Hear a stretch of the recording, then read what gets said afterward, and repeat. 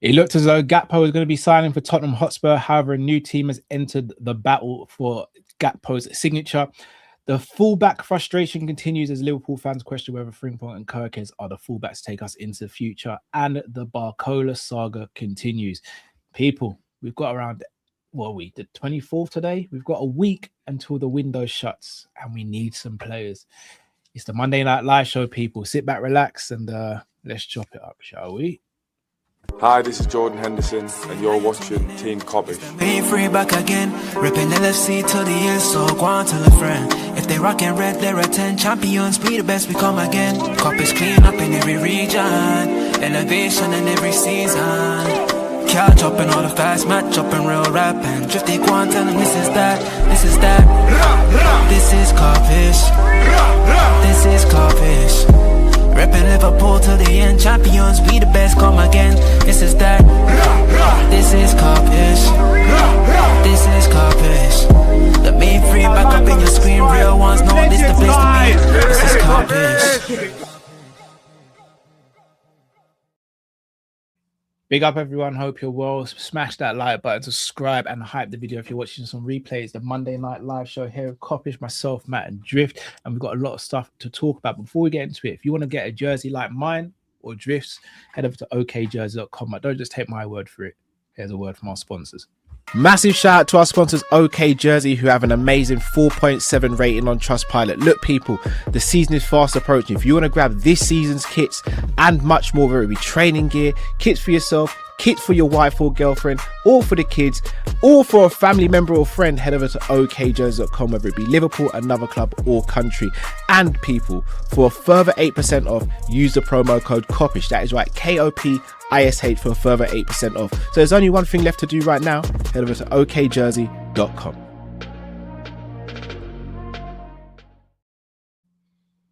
To okjersey.com. I was going to address the elephant in the room. A lot of you guys had a lot to say this morning on the morning show. I'm in a retaliation mood today, so if you guys start on me, then I'm going to get you back in it. I'm willing to fight the chat today, so it's up to you guys how you want to do it. Innit? I know I'm outnumbered. I know I'm going to lose, but I'm still going to fight in it. So if you guys want to smoke today, Matt, we're getting dragged into a war. I didn't. Yeah, get it's what it is. Sorry, bro. This morning, bro. I would have put the thing, bro. I didn't know, bro. Yeah. Oh, you don't know? They rolled up and crashed out on me this morning, bro. Hey, you gotta let me know, bro. I haven't got the things in the all right. Yeah. What was it? What did the fight start over? Because I said good morning. Damn, man. So it was bare leg puns and all that. So they've now dubbed the channel Hop-ish. What? No. I'm not even gonna laugh at that. That's taking the piss. Wait, what? No way. Hop-ish. There is no way, man. Had surgery 4 days ago. Hop-ish. Man, they're taking the piss. No, come on, that's crazy. Yeah. Look, VDR. That's actually beyond the joke. Nah, you must have said something. I said good morning, bro. I said good morning. That's all I said. Look, rah. This is Hop-ish. Someone said I'm with Legends, guys. No. That's crazy. Yeah, they crashed out, bro, for the first 10 minutes of the stream. Matt, get back. Don't laugh, Matt. Get back on camera. Yeah, there's a new one as well. You'll never hop alone. No, my camera actually like going funny. I'm being serious. It's freezing. Look, Cal, don't stand for the abuse. Walk on by. Stand up for yourself. Yeah. All this morning, bro. For the first 10-15 minutes, it was just getting rushed. You can't attack, man, when he's had surgery. That is diabolical. Nah. I see it now, man. I see it. I see what the community is. I'm telling you, I thought I had a fight with the chat. When did it? No, do you know what it is, bro? I had a fight with the chat. I think it's when I done the Curtis Jones vid when he was sold to Inter Milan. Chat was just on a madness, bro. They was fighting. Yeah, when the chat decide to turn on you, it's mad. It's mad. I don't do nothing for the chat to turn on. He'll turn like the chat. Don't get me wrong. The chat they got us, but at the same time, when they switch, it's problems. But boys, how you guys doing today? Yeah, man, life's good, bro. Depends.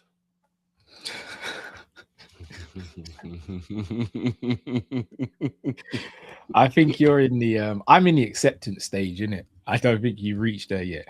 You're still in the I anger don't think stage. Biff Man. understood what we were saying. in Yeah, preseason. I think that's why it's probably hitting you a lot harder than it's hitting me and Matt Mhm. right now, because Yeah. I think you had big hopes for this season coming up. I don't, bro. After I saw what happened last season, I knew we set back a couple of years. Yeah, I must admit I did deserve a slap. Someone had to James Milner and bring me back. No, to this. look, I'm not one to tell someone to be positive and optimistic. I do think there were times where you weren't being realistic though, and I was trying to tell you nicely, Drift, but I just thought let me You know what leave it is now? I just thought we'd bought superstars. I didn't know we bought a bunch of pussies, but that's how it goes, man. Matt, obviously me and Drift and Ram, big up to Ram who joined us yesterday. We spoke about the team and the game yesterday. What's your thoughts on the game, bro? Because I'll be honest, we were very lucky to get our Newcastle with a point yesterday. Very lucky. I mean, do you know what it is? There's just a lot of deficiencies in our starting 11 and in our squad. I'll just be quick and rant. I'll just say this. Frimpong, people were gassing up Frimpong after that one preseason game. Reminded everyone, he's not up to scratch, unfortunately. Kirk switched off again. It's not the first time. Even though Alanga is fast, I still feel like you don't have to be as fast as someone to stop them. He switched off. I think we have a real conundrum in midfield, and the conundrum is Szoboszlai and Grav. I've said it for a while, actually. The problem you have with Szoboszlai and Grav is none of them can progress the ball unless they run with the ball. So when you run with the ball, if you lose the ball, you're going to get caught out the pitch. And because the other one likes to be close to the other one, they're holding hands, team counterattacks us, and we're in problems. They can't progress the ball unless they run with it. Szoboszlai's also scared to take a man on as well when he drives with the ball. Someone stands in front of him, he turns and he looks left or right, lays it off. Rio is so ineffective on the right, very, very ineffective, can't really do much. Florian Wirtz looks like a normal player, just neat and tidy. He hasn't shown any X factor. And Isak, I think the atmosphere got to him. It still doesn't look, for me, nowhere near like Newcastle Isak. And what's so mad is, out of all the players that played well, you probably would say it was Gakpo, who we're going to speak about. But that kind of just sums up the squad, really. That there's a lot. We got a lot of problems, and I don't even think coaching can fix all of them. Some of it can, but some of it is like fundamental. Like there's a balance issue. We actually have a serious balance issue in our squad, and it showed in the first game of the season. Newcastle lost how many players during the summer? And you wouldn't have thought that if you watched the game. You would have just thought, oh, okay, they're a little bit worse off than us. But look how well they played because they were disciplined. We lack tactical discipline, man. Like it jars me when I see Gravenberch do a half turn, continue running, and then go into the number 10 spot, and I see Szoboszlai there as well. So if a move breaks down, they both just look at each other like, you're going to go. No, you're going to go. No, you're going to go. No, you're going to go. It's comical. And I don't see a way how it gets fixed unless we make maybe a drastic change in our lineup. And call me crazy, but we might have to drop some top players. Boys, you pronounce going back a couple of years, we'd arguably say we had a squad where even though we didn't have the best player in each position, we were very happy. Now, any team in world football, you can improve a starting 11. There's no perfect starting 11. It's impossible to have the perfect starting 11. But in terms of balance and personnel, Alisson in goal, Robbo left back, Matip or Konate or Gomez centre back next to Virgil, Trent right back, Gini, Hendo, Wijnaldum, Bobby, Mane, Salah. That was pretty much the starting 11, right? Then you still obviously you sprinkle in your Milners and your Oxes, your Coutinhos and your Origis, etc. But that was our core first 11. And obviously we're in around at the same time as a fantastic Man City team, a Man United team when you actually look back on their starting 11, which wasn't terrible, but just wasn't as good as what we had and what Man City had. I'm going to ask you a genuine question. how many of these players do you genuinely rate and go, nah, I'll fight that player's corner for Liverpool Football Club? And goalkeeper, I think we all agree Alisson would fight his corner, right? Not Alisson of 2019, 2020, but still Do you mean brilliant to as he showed it. rivals are in an honest conversation? I've been wanting an honest I'll conversation. defend all of them to the rivals. Say again, sorry? I'll defend all of them to the rivals. So do you mean like a Liverpool only room with an honest conversation? I've always wanted an honest conversation about our team. I'm gonna be real. Fullback wise, we ain't it. And we'll speak about that. Yeah, I'll be completely honest with you then. If we're talking about personnel and we're talking about like, you know, that kind of conversation where you're like, who would you keep? Who would you sell? Rare. But like, not a realistic one. It's like, if I wanted to, it could be all 25 players, that kind of thing. Like an unrealistic, who would you buy? Who would you sell? I might change my mind at some point. But I actually think Alisson, Van Dijk and Szoboszlai are the only players I'd keep. The rest of them, I couldn't give a shit. I didn't think it was that bad. I don't have it like that. Me personally, I think Araujo deserves a chance. Jacquet, Leone, they deserve a chance. To be fair, he's on loan. No, but he still, I know, but he still deserves a chance in it. In terms of Jacquet, Leone, they deserve a chance. Gomez, the injuries, I think, have done him in, obviously. Midfield, I think you have to sell one of Grav or Mac and Endo. The wings, I mean, apart from Munoz and Rio, for me, the rest are replaceable. Isak and Wirtz are the difficult ones because it's so hard to judge them to an extent, but at the same time, I still need to see more from them. Like Wirtz could have done way more yesterday. And dare I say, when he was growing into the game, that's when he got hooked off. But at the same time, I can't sit there and say Iraola was mad for hooking him because he wasn't doing enough in the time that he was on the pitch. Isak, again, if he doesn't get the service, there's not much he can do. Like he had one half chance yesterday. That's not enough. So I'm worried. I've been saying this. I've been saying this for a few months now. And I was obviously way more worried when I thought Slot was staying. And when Iraola was appointed, I had that boost and was like, yeah, at least we're going to be playing better football and all that. But I genuinely thought this club would do more this summer. Again, I rate Barcola highly. I really do. And I'd love us to sign him. To say that we've spent a whole summer chasing him when there's been so many other problem areas. And he's not the only left winger in the world. He's probably the best available left winger, but he's not the only left winger in the world. It worries me we're going to get him and leave ourselves so short that his impact of a signing is just going to wear off in the next month or two when we still struggle. I don't know how you guys feel about that. I ask you a question based off of what you just said there, Cal, about the whole summer chasing him, right? This is a genuine question, but it's almost rhetorical. But if anybody does have an answer, then fair enough. I'm a fan. You guys are fans. Everyone in the chat are fans. We aren't experts past just being fans, and we don't have any true knowledge of what is going on behind the scenes in the real world. We don't know what the agents do and talking. We don't know any of that information.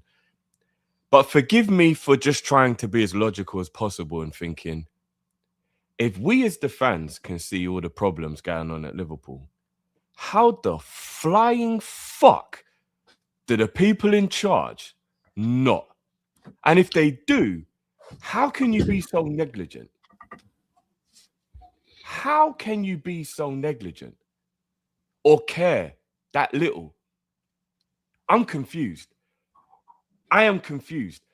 There is absolutely no way in this world that anyone at this football club who has any kind of intelligence, football intelligence, can look at our right back situation, cover for centre back, our left back situation, the DM, the general cohesion of the midfield, Wirtz and both wings, and cover for striker. I'm just naming too many fucking problems.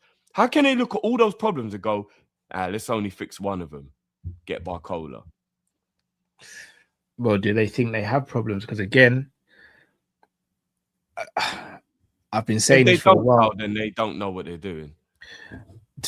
Again, I'm playing devil's advocate here because I think you guys both know where I stand with the whole situation. But to them, they could be saying, well, so Bosley obviously had the season of his life last season. McAllister's still here and he's still a quality player.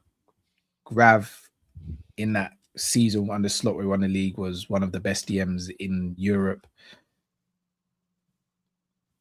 Frimpong at his best was brilliant at Leverkusen. Kirkes at his best was team of the year in the Premier League.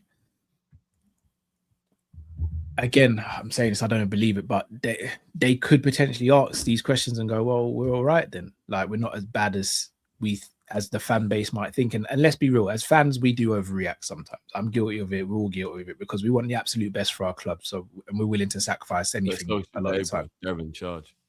But I look at this when team. you stand on that dotted line, Cal, to work for Liverpool Football Club, regardless what role you're in, you should become a fan and you should feel the exact same we do. You should want everything to be as absolute perfect as humanly possible and get as close to perfection as humanly I hear it. possible. But Drift, let's be real, even under Klopp, when we had a great squad, we always sat there and was like, where's Salah's backup and what's going on with Virgil's backup? So I know, but that was just us being, that was even though those things were true, that was us just trying to be perfectionists because 90% of our squad was just superb. So plus we were going up against a team that was a perfectionist team as well. So, and we were just nitpicking because we wanted that perfection. We wanted back-to-back titles. We wanted Champions Leagues in a row. We wanted all of that. So we were nitpicking. But generally speaking, we knew our squad was 90% cool. Now, I don't get it. I really. Do you know what I think? I think we changed manager. Don't be negative, by the way, Matt. Don't be negative. No. I'm just gonna say. We changed manager, and everyone thought like we're back in it. Like we got rid of the manager, and because we got this like some of the sickest players, like we're back. And I was like, the manager was the main issue, but there's still deficiencies in the squad, and it's the first game of the season. And our manager already said in our last preseason game or the second to last, he was like, we can only play like this for 30 minutes. Like, I think people were getting a bit ahead of themselves when they thought that we could do some title challenge or something like that. Like, this is a full rebuild. Like, the managers this is his first transfer window. Like, it's gonna take time. This ain't gonna be a thing of you got rid of the manager, bring in a new manager, and Liverpool just back to their best. It doesn't work like that. It's gonna take time because it's gonna take cohesion.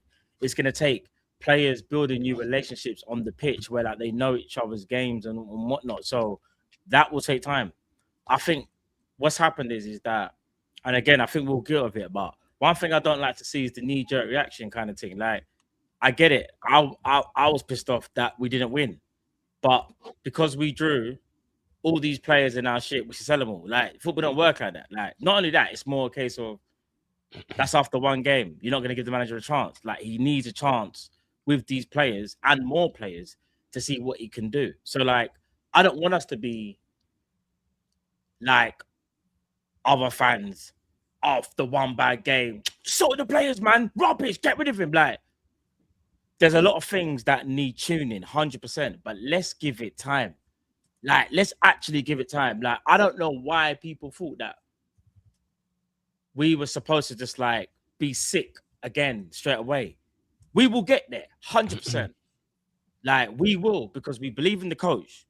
Because if I'm not mistaken, everyone believes in this coach. If you believe in the coach, give him a chance. And if you still think the players are good, give the players a chance. Because I'll tell you this. Let's just say, for example, the board listened to all of us fans, including myself. And we were like, sell this player, sell that player. When they ball out for other players, don't come crying. Don't come crying, because you see these players, some of them are underperforming, but some of it is they need retuning again. So I'll give you a prime example of one of the players I'll talk about. Ryan Gravenberch. Everyone says he's rubbish, rare. What does he do? All he does is a half turn and everything else is pants. This is the same guy that everyone was lauding over when we won the league, saying he's the best DM in Europe. But all of a sudden now, we should sell him. He's rubbish. But I'll tell you this, if he goes to another team and he does what he done when we won the league, don't say nothing then, because this is what will happen. What I'm saying is give the man a chance. And I will say this as well. I don't know whether it's by design or instruction, specifically Gravenberch. When I say this now, Ryan Gravenberch, yeah, we know what his skill set is. His skill set is not passing. His skill set is evading and pitch coverage and driving us up the pitch. After that, you're supposed to release the ball and sit back and allow the others to go and crash the box. But for some strange reason, Ryan Gravenberch is taking on what Slot said last year as gospel, that now he has to release the ball, then run into the box and try and get a goal. Bro, I need this is what comes down to coaching as well. And if he's not listening, then drop him.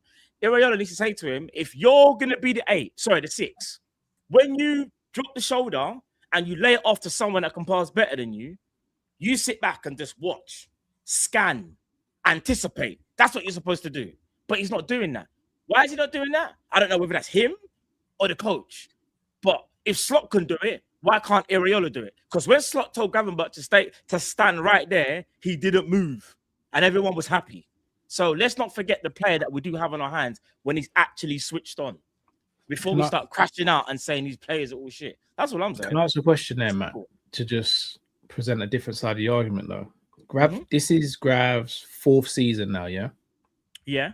First season under Klopp, which was his only season under Klopp, he was kind of a bit part player, in and out of the team. He was a second choice left centre midfielder. Then Slot came in and he played in the pivot next to McAllister with Szoboszlai in the 10. And the first half of the season, he was brilliant. Second half of the season, I think people downplay. He was still good. Agreed. He just wasn't as good in the first half. Facts. Last season, I thought he was very underwhelming. I thought he had a couple of good games, had a couple of good moments. But aside from that, I think he was average at best throughout the season. Right. Do you think then it's... Because I don't think obviously there's sections of the fan base that always go a bit too far. Of course. But I don't think the criticism of Gravenberch is unjustified. I do think he definitely deserves criticism. This notion of him being a 6, me, you and Drift, we've gone back and forth on this since the day we signed him. I do not see him as a 6. I think he played well there for a period. But once he got found out and the system got found out, I think it's been kind of poor since then. I maintain that I think Gravenberch is a box-to-box midfielder. He doesn't specialize in anything in particular, but he's a very good footballer. But for me, I wouldn't have him as a starter, man. For me, he'd be my second choice box-to-box midfielder behind Szoboszlai, and I'd bring in a combative midfielder. So we haven't got the combative midfielder. So that's so we can't, because what you're doing is you're talking about if we had this player. We don't have that player. We don't have a combative 6. And unfortunately for us, he's the only person that we've seen be successful in that 6.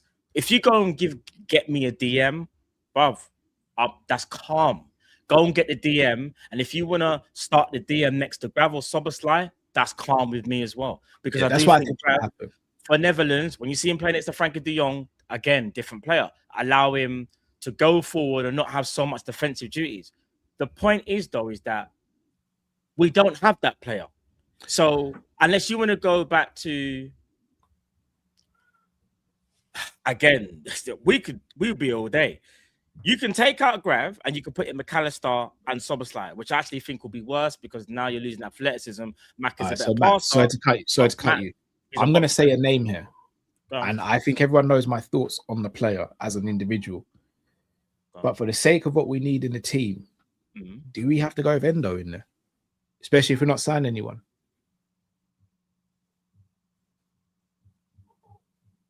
I hate to say it, but Matt's right. We don't have anyone else. We've got the players. We've got Curtis Jones is gone. I genuinely don't know where this Train Leone is a DM stuff's come from. I don't understand that one. Do we just need to play a DM? Do we need to get away from we need to play the best footballers and we need to now play the best balanced team? Because let's be real, under Klopp, it was the best balanced team. No one could sit there and tell me Henderson was better technically than Ox or Naby, but he was the better fit for the team. But if the player is as bad as Endo, just because he brings balance, because he's a natural DM, that's still, in my opinion. Why is Endo bad? He's not great. He's not. Let's be real. He's not, bro.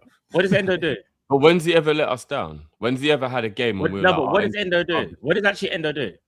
He tackles, he sweeps up, and he always thinks defense first. And I don't remember Endo having a bad game. I'm not saying he's amazing or anything, by the way, but when was the last time Endo let Liverpool down? He's basic. So to say he's not good enough, I So think he it's has to like, let us down for me to say that he's not good enough. Of course, because to be not good enough would mean we'd have to watch him and go, oh, fucking no, man, he's terrible. Why is But he Endo playing? isn't good enough, though. There's enough of a sample size to see that he's No, not good you enough. can do better than him, but that doesn't not mean good he's enough. not good enough. He's not good enough for Liverpool. Again, This- not to but take you the know what? mick. No, But Matt, you've You know just what it backed is? Gravenberch, and All right, Gravenberch what's this? was terrible last year and wasn't good Right. yesterday or on But thingy. we've seen Gravenberch in a season where we won a league. But we've seen him let us down Wait there, more wait there, than wait there. Endo. You're doing exactly what I said that I knew was going to happen. We're hyping up meaty players. I never hyped him up. I Endo- just said, why is he not good No, enough? hear me, And hear he's me, never hear me let out. us down. Endo has not done anything substantial in the Liverpool shirt. He's had little cameo roles and stuff, but he's nothing substantial. But we want to hype him up because he's a closer and he runs around Who's hyping and him? tackles. Broski, he needs to leave the football club. He's not good enough. The same thing as Chiesa. Do you want to know something? This is what we should have done, and you definitely would agree with this. You sell Endo, you should have brought in a DM, Bruno Guimaraes, Sangar, who went Brentford, Shoemeni, whoever that player is. We need to upgrade on these meaty players because when Gravenberch plays like shit, we look at our bench and we go, "That's the option we have." If Endo No, but that's was not the conversation. Hear me, Everyone hear me. agrees with Hear me, that. if Endo That's was not the good, conversation. if Endo was good, the manager would play him. The manager would give him minutes. He is not good enough for Liverpool. I don't understand why we can't accept this. No, I agree, Matt. But if we're He's not going off good if we're going off the notion, though, Matt, that we're not going to bring in a midfielder, because I don't think we are at this point. I think it's pretty obvious we're not now. For the sake of balance, Matt, as much as Endo is probably our least talented midfielder, he is the only midfielder I look at that we have. Again, people are going to cuss me, but apart from Bajcetic, who I look at and go, he will sense danger. He might not get there. He might not do anything after he gets the ball back or anything. I don't expect much from Endo. I'm not even trying to shade him. I just think he's a 5 out of 10 footballer. What do people But- complain about McAllister? Well, McAllister's McAllister's- tenacious, isn't he? He's tenacious, No, right? he's tenacious, but it's his. And he can sense danger. He just can't get there. Yeah, times. I don't always think he senses Majority of danger. I think Right? Endo So- senses danger more than So McAllister. what I'm saying is, if you see, here's the thing. We understand that Endo has a specific skill set. He's like, I don't want to be disrespectful, but he's like Ugarte. They are just there to smash, like win the ball back and lay it off for someone else. But in my opinion, I think we need more than that. I think we need someone that can do more. Hence why Liverpool have been at their best when Fabinho was there. We need that type of player. But why do If we need you- why do we need more? You More know than what I mean? Endo. You No, know, why do we need more than a player who will smash people, sense that danger, and just give it to someone when they win the ball? Because back? Why when- do we It's need not more? enough. because it's that's not not enough. I want As the, Fabinho. as the defensive one in the two, that is Right. literally what our team is crying out for. No, it's Somebody not. who reads no, danger, we need We're Liverpool. will tackle not and Ugarte. smash people. No, We Drift, need we're Fabinho, Liverpool not Football Club. We need Ugarte. more than that. That's my point. We need Fabinho. Come on, do you Drift. really don't need Fabinho? Hold No, on. All right, you wait, lot wait. crazy. Drift. No, wait, Drift. You're I'm going to damn break it mad. down for you. Hear me out here. Drift. Mad. Hear me out. Surely. I'm going to go through the DMs in my lifetime that I put top echelon for Liverpool Football Club. Didi Harman, Mascherano, Fabinho. If I missed anyone out, No. No, I don't. those are think the so. three main guys, yeah? Yeah. All of them could get dirty and nasty and physical when they needed to pause. They could all play a pass and play ball, and they could all read the game well. We're Liverpool. And they're Drift. also three of the best players who've ever played football. Not Football's Harman not is like not that. in the Harman's not in the list of three of the best players I've ever played. What?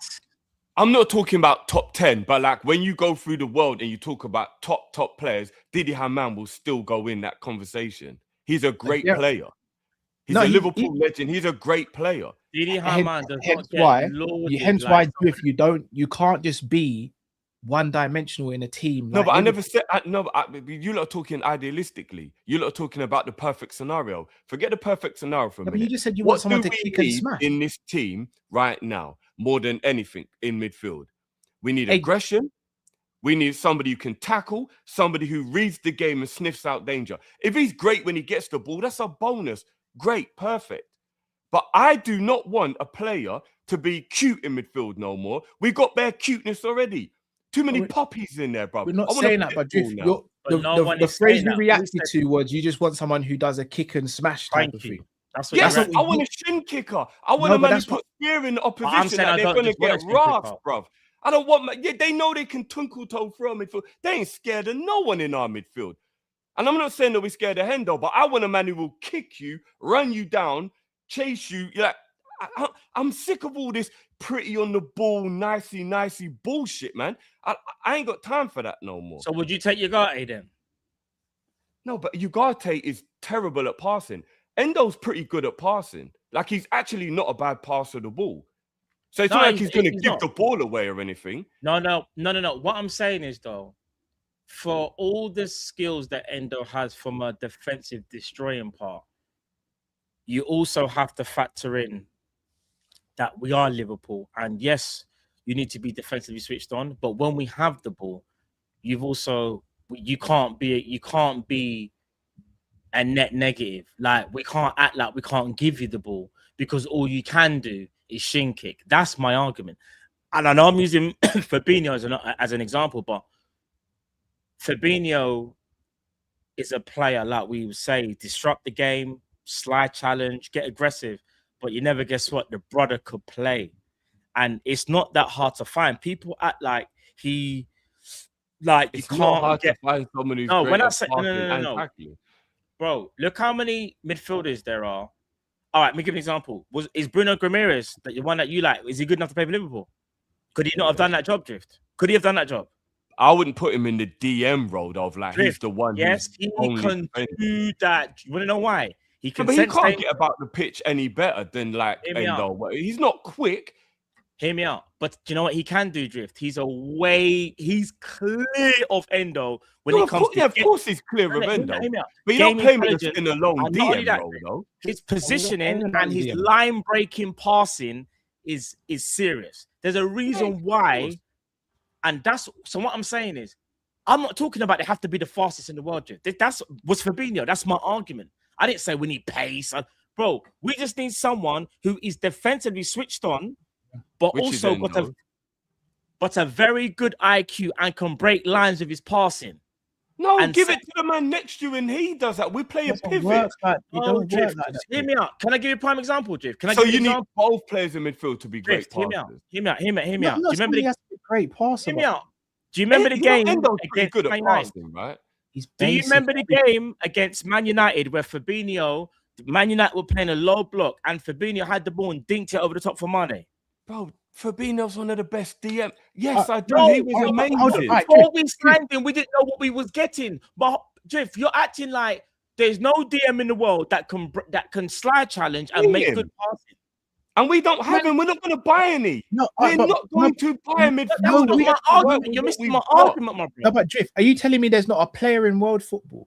Because I can name you players in world football. Of course, there's someone somewhere. Of course, there are. But we're not going to buy a midfielder. So we've got to go with what we've got. Yeah, but no, and which I'm not disputing.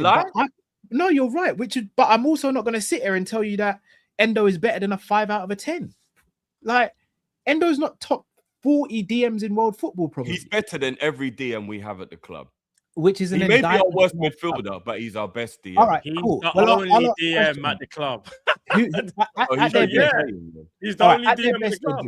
Drift at their best. Endo or Bashetic at their best. At their best, I'll say Bashetic. And Bashetic's not even in top 50 DMs in world football right now. Yeah, so, guys, I'm not propping Endo, but we ain't gonna buy anybody, and Endo ain't leaving. No. And you asked the question, Cal, and I'm saying yes. I would play Endo in midfield to sniff out danger because Gravenberch playing in midfield, the way he's playing and the way he played yesterday and the way he played last season, it is like being down to 10 men sometimes. The gap in the midfield and the way he vacates and goes forward and keeps trying to get goals rather than doing the defensive role is astonishing. Matt, was you paying attention to the pivot? Do you know how many times both of the pivot players were actually further forward than Florian? Watch this. How come both of them be going forward, bro? No, you're right, but watch this, though. Florian hangs back to try and receive a ball that you can they've either got no in-game intelligence or it's poor coaching. Whichever one it is, it has to stop. Watch this, though. You're right. But we're not going to let Soboslai get off to a keeper. We're not doing that. No, but it's a totally different conversation because Soboslai is definitely not meant to be defending as much as Gravenberch. No. Pivot, Gravenberch is meant to be the one doing more defending. No. Hear me out. When you're in the pivot, you're supposed to have discipline. He gets attracted to the ball like a magnet. This is why people had reservations about Soboslai in a pivot. And that is why. Because here's my thing, Drift. But hear me out. Because it feels like, you didn't criticize I'm not defending Gravenberch. I'm just saying, hear me out, because both of them, hear me out. If Gravenberch does a half turn and starts running, right, Soboslai should have the discipline to go, shit, all right, he's running now. If he loses the ball, I've got to be a bit mindful. Let me not just run into the box, crash the box, because if a move breaks down, we get caught out. But do you know what Soboslai does, Drift? Anywhere where the ball is, he will vacate. Bro, I'm even talking in the press. It's like he can't help it. It's a good and a bad thing because he obviously he can cover a lot of ground. But when you do all of that, Drift, you unbalance the shape of our team and our block as well. So Gravenberch constantly running out of position isn't unbalanced. Drift, hear me out. I know this is the shade crap on Gravenberch. I'm not saying Gravenberch. No, it's just talking the truth. No, but it's both of them because, all right, if you want to talk about defensive, we have to talk about offensive as well, right? Because that's what the pivot's supposed to do. It's supposed to bring balance. Soboslai sees someone step in front of him, has a nosebleed, pass sideways. Soboslai will not take no one on. I've noticed it. He will not take no one on if you stand in front of him. It's like he's scared to even shift the ball and run with it. But apparently this guy can drive with the ball. Do you know when he can drive with the ball? When no one's in front of him. When no one is in front of him. Do you want to know why? Because Soboslai cannot. I think you're going too far now, Matt. Bro, you haven't criticized Gravenberch once, and now you're I'm gonna get criticism for Soboslai. No. Hear me out. Gravenberch comparisons there. I do think you're being too far with hear me out. Soboslai and Gravenberch are the same, and you're gonna understand exactly what I'm saying. How do they both progress the ball? They run with it. No one can play intricate passes. Sobo's a way better passer than Grav. When he's under no pressure, yeah. Just full stop. He's a way better passer. But. Does Soboslai do enough in the pivot with his passing when he's in the pivot? Sorry. When he tries to progress the ball, I'm not talking about when he's. At least you don't give it away. Oh my! I hear it. The love for Soboslai is crazy. Yeah, no, it's not love. I do think you're. If I'm going to be honest, I think you're both. This is mental. You're both kind of point scoring with the whole Soboslai and Gravenberch. No, bro, I'm trying to say Gravenberch was shit yesterday, and so was Soboslai. But the pivot was mental. I don't know, understand. Remember, they're both running after each other, holding hands, but they're both crap in different ways. Gravenberch follows the ball after doing a half turn, and Soboslai, from what I saw today, because I've got fresh eyes, not yesterday, today, when he gets the ball, he can't progress it as much as you would want him to with his passing. He wants to drive with the ball for some strange reason. He won't utilize his intricate passing that I thought that he had.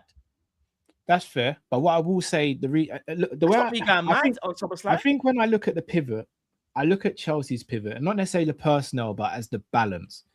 We have two Enzo Fernandez players in Grav and Sobo. I'm not saying they're the same profile, but Enzo is the player that's up and down. He's the box crasher. He's got the freedom out the two. Even though they play with a 10 in Cole Palmer, he's still got the freedom to get in and around the goals and do all that other stuff. Caicedo is the disciplined one who has still got good passing, but he'll run a man down. He'll be physical. He'll barge. He'll be dirty if he needs to. We don't have a Caicedo type player. We've got two Enzo Fernandez playing in the pivot. And if Chelsea had two Enzo Fernandez playing and no Caicedo, they'd get stripped naked as well. We do not have the right profile of midfielders. So I can sit here and make an argument to say, I think you said this yesterday, Drift, if we bought two new centre midfielders, you could make an argument that they are the two new starters. My issue with this is, I don't think we need this amazing Fabinho reincarnation. I don't think Manu Kone is as good as what Fabinho is. But Manu Kone, for me, will track a man. He'll win the ball. He'll be able to progress it with his dribbling. He's press resistant and he can pass. I've seen Bashetic do it. the amount of crap people talk on Declan Rice, if Declan Rice was at Liverpool Football Club right now, we're not having this conversation because I do not see anyone run through Arsenal's midfield when Declan Rice is playing. I don't see people run through Chelsea midfield when Caicedo is playing. We haven't had a proper DM since Fabinho was here. We keep on talking like Fabinho was here and we lost him. Fabinho's last season, he was shot.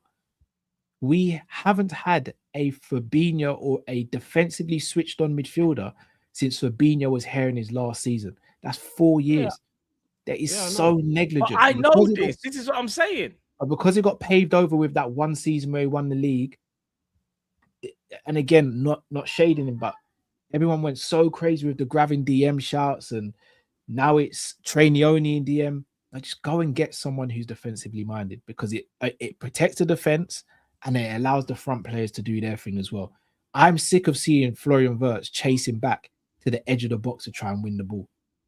But Cal, that's literally the point. That's literally the point I was just making, bro. Is Caicedo is like a superstar version of Endo. He ain't a great passer and all that stuff. He just always is switched on, thinking defensively, kicks people, is aggressive, wins the ball back, and then gives it to the player next to him who is Enzo or Kopish. That's exactly the point I was just trying to make 10 minutes ago. You make it sound like he's playing 5-yard passes. Caicedo can thread a ball and do all that. Endo and Caicedo have no difference in passing ability. There is no difference between them two in passing ability. You're doing too much, bro. No, there's no difference between them. You lot are doing Endo with disservice. Endo is not a terrible passer of the ball. And Caicedo is not a good passer of the ball. I never said he's terrible at anything. Oh, boy. But there's no way you're comparing Caicedo and Endo in any facet of the game, bro. Any facet, bro. If you lot think Caicedo can pass better than Endo, then I'm not even going to bother argue, but it's not true. It's not true at all. How is it not, bro? Literally, again, I'm not even trying to do the Endo. I'm advocating for Endo to start in the midfield for balance. He's not quicker than Caicedo. He's not stronger on the ball. He ain't got. Yeah, no, of course he's not. I'm not saying none of that. But you lot argue we need a passer when in that position as well. So you need somebody who can win the ball back and can pass. No, I never said we need a pass. I said we so need someone. So why was you lot so against when I was saying Endo would be better to play in DM? Matt literally argued with me that he's not good when he gets the ball. Like he's not good on the ball. That's argument, brother. I've said for the sake of this situation, I'm taking Endo in the midfield. So me and Matt. Do we rewind the tapes and actually I explain like what I actually said? You literally said we said we need more. Drift, we said we need more than a shin kick ball and pass 5 yards. We're going to buy somebody. But in our team, why would you still play Gravenberch over Endo in our team? Forget buying anyone. Of course, we'd all buy a player.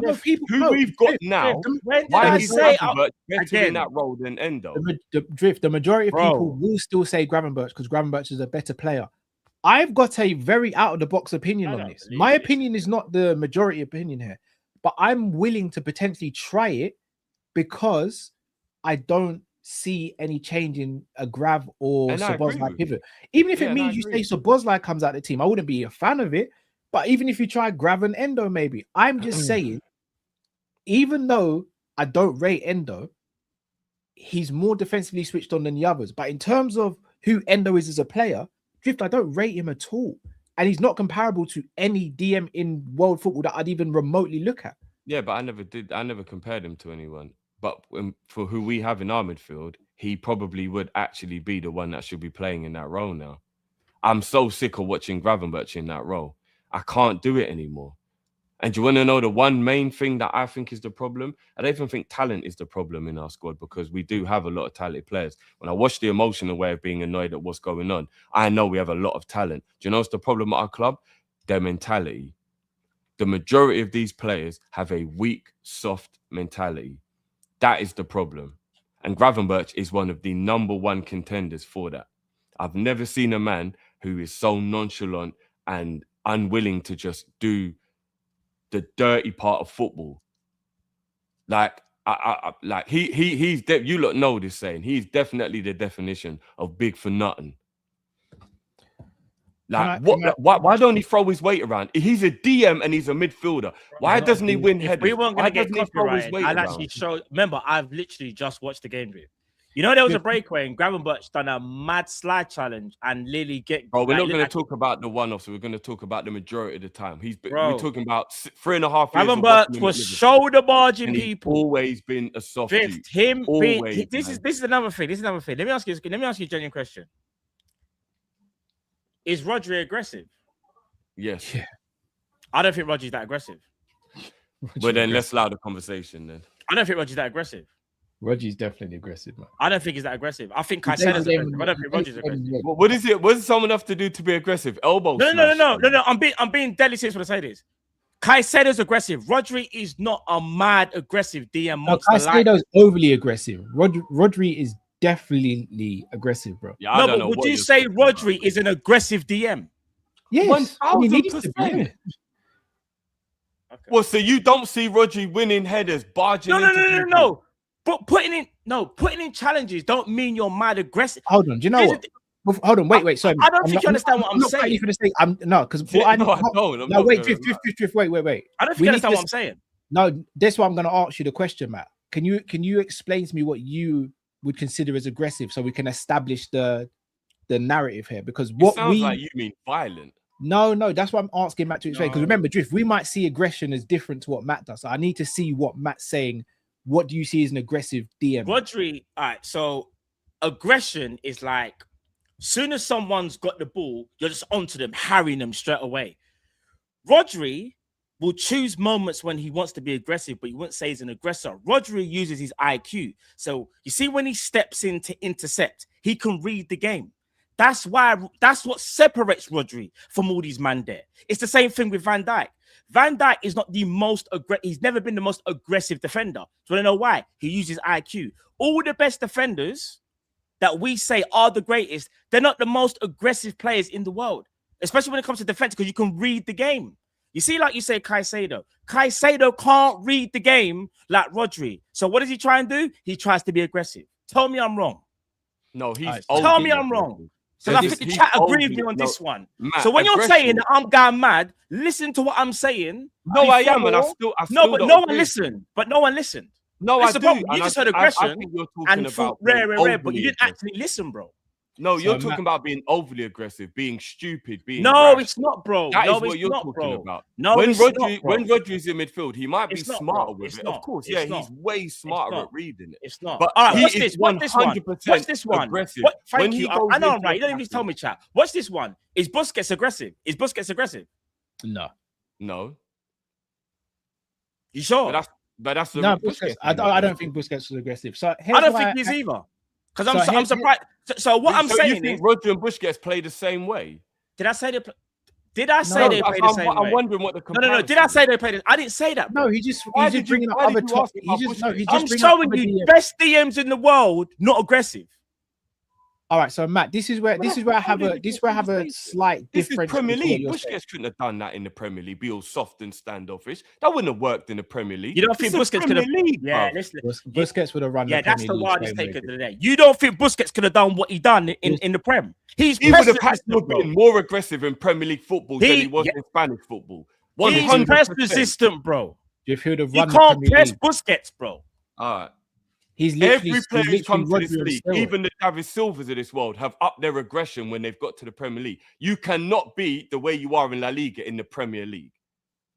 What are we doing? He would absolutely dog walk this league, bro. Rodri, I never said he didn't have the ability. I said he would have had to be more aggressive. He would have not been able to be you said he wouldn't in Premier League. So here's where I stand on the aggression argument, Matt. The reason why I do actually think Rodri's aggressive, even though I agree with what you're saying, is because I see Rodri is aggressive, but he's also a smart footballer.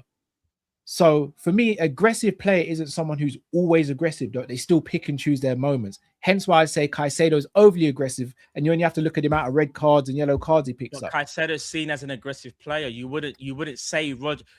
If you pick and choose, overly aggressive. But so all right, hear me out. I use defender just quickly. Is Rudiger aggressive? Hold on, Mascherano is aggressive, right? Yeah, Mascherano's aggressive. One of the best DMs in the world. Yes, but he's aggressive. I also why is he aggressive? Look how he plays the game. Yes, right, but he's more aggressive than Rodri. The reason why I still say Rodri's aggressive though is because when he needs to get physical, he gets physical. When he needs to grab a shirt and he needs to make that tactical foul and all that, he still does that. Also, hear me out, Matt, real quick. Also, when the game is gritty, Rodri stands there and goes, all right, I'll have this as well. So he's not as aggressive as the other names we've mentioned. You're right. He doesn't go into the aggressive. This is what I was trying to explain. It's like all right. It's like I think Henderson was aggressive. Henderson was aggressive. If you had to pick a side, say you had to pick a side, because you're trying to do it down the middle. What I'm saying is every player is going to have aggression and know when to use it. I'm saying if you could pick and choose. I don't think Grab. That's Grab. But what I'm saying is, if you had to pick and choose where Rodri lies, I don't put Rodri in aggressive side. I don't. I'll put him on the other side. Anybody who can't be pushed around, batted up, and manhandled goes in the aggressive side. Do you know what I'm saying? 100%. You don't. The way Cal explained it is perfect. You don't have to use it to have it. It's like having a superpower. You can just live a normal life and you choose to use the superpower when you want, but you're still a superhero. You could go your whole life and never use that power, but you're still a superhero. Rodri is a superhero. He just chooses when to use it. But Gravenberch is a civilian. He doesn't even have the option to use the power because he doesn't have any power. That's the difference. No, that's a lie. I don't think he's got the mentality to use the power. Gravenberch is strong when he wants to. That's the same thing, to be fair. That's what I'm saying. Gravenberch is stronger. But he has no aggression, man. That's my issue I've got with Gravenberch. He doesn't impose himself in the game. It's the same thing I've said about Cody Gakpo. These guys have got so many athletic gifts. And I look at them and I go, at five-a-side, you get roughed up. Watch this. You say all this now. And I'm not arguing for the sake of it, for people that are saying that. I'm trying to get people to listen and understand what I'm saying. If you go back to when we won the league, you know, Gravenberch was at the top for like duels, interception, all them things there, yeah? Shows you that he can be aggressive. But do you want to know what Grav was doing then? He was picking and choosing when to. He was actually using his IQ, knowing when to step in and be aggressive. This is what I'm trying to say. It's not like he can't. Hear me out, guys. It's not like he can't do it. He's just not doing it. There is a difference. If you want, I'll go to a clip right now and show you Gravenberch shoulder by someone onto the floor. Literally, I've just watched the game. So when you're saying, so when we want to, sorry, go on. So when you're saying he's got no aggression, he does have it. He's just, for some strange reason, choosing not to, which is actually worse because he can do it, guys. This is my thing. If he couldn't do it, I would sit there and say he can't do it. He's just weak, rare. You barge him to the floor. I promise you. That's one so off, Matt. man. But it's not. All right, that's an exception. Isn't it unfair to use Gravenberch's best period of his career opposed to the rest of his career at Liverpool? Because his best period was that 6-month period. Right. But this is his 4th season now. I don't think it's 6 months. I think we got to start doing that. We won a league, but because when the shit plays, we now start doing how we play for 6 months. He dropped off dramatically in the second half of the season. He dropped off dramatically. The whole team did. We were winning games by 1-0, bro. No, yeah, that's fair. So, and he's part of the team. He wasn't rubbish. I just think the level that he couldn't maintain. I never said he was rubbish, man. But he did. So why are we doing he was only good for 6 months? I think that's disingenuous, though. No, I said he was at his best for 6 months, man. But with other players like Fabinho, Mash, and all these other players, Rodri, and all these lot have had seasons where you go bona fide, ain't got no doubt. I can't use 6 months to justify Grav being my DM anymore, and that's where I'm at with it. I don't want to sell Grav. I don't want to actively sell him, but I do feel with Jones gone now, Endo should have been gone. For me, I'd have brought in 2 defensive-minded midfielders, and then you also, as well as selling Endo and Jones, you get rid of one of Mac and Grav. One of them. I would have personally got rid of McAllister, and then for me, it would have been Szoboszlai and Grav. You fight for that box-to-box pivot position. The 2 new defensive-minded players, you fight for that position. Wirtz and a 10, you fight for that position. But as of right now, we only have one player with that profile, and that's Endo. And God only knows if Bashetik's going to come back this century to play in football. So as of right now, I would probably trial Endo there just to see. I'm not even saying it's going to work, but I need to see something because I'm not. Anytime I see Grav and Szoboszlai in the pivot, I think, yeah, these men are going to get got at today. And that No, I Newcastle agree. team we played, that is arguably the worst Newcastle team we've played in about 6 years. Might be ever. Personnel-wise, That team on paper is shocking. That team was shot. I mean, I agree with you, Kel. I agree with you, but I think the main issue is, and again, I want to reiterate, as individuals, I rate most of our midfield. Like as individuals, when it comes to talent, I rate them. My biggest issue, and the reason why yesterday, Cal, I said it might sound dramatic, but I'll sell every single one of them if you were going to go and buy me a whole bunch of new midfielders, is I don't know where a lot of our players play or what their best position is. I think I do from watching them at other clubs. I've been told it from people who know more about the players than I do. But I look at them and I think, Verts ain't a 10. Logic says he's a 10, but he ain't a 10. 10s take the ball by the horns. They grab the game by the scruff of the neck and make magic. Florian Wirtz has a broken wand. Then I look at Szoboszlai. Szoboszlai's not really a 10 because he doesn't really take responsibility and he ain't got that super creativity. But he's not really a pivot player because he's not switched on defensively enough and he can chase the ball like what Matt said. So where should he play? Gravenberch, he's not a DM. He may have done it well the season we won the league, but naturally he's not a DM. We're watching it now. He doesn't think about danger. He runs all over the place. He vacates his area. He's a good dribbler. He's a shocking passer. We don't really play an 8 in the way. So where does Gravenberch play? McAllister, he's a box crasher, creative player. He's good on the ball when he's got people doing the running for him, around him. We don't play in the midfield like that. So he's got to be in a pivot where he gets round past and there's space, there's too much space. He can't really play 10 because he's taken up space from so many other players that we got that should be playing there. Plus, there's just something about like his form recently where I wouldn't trust him in the 10 either.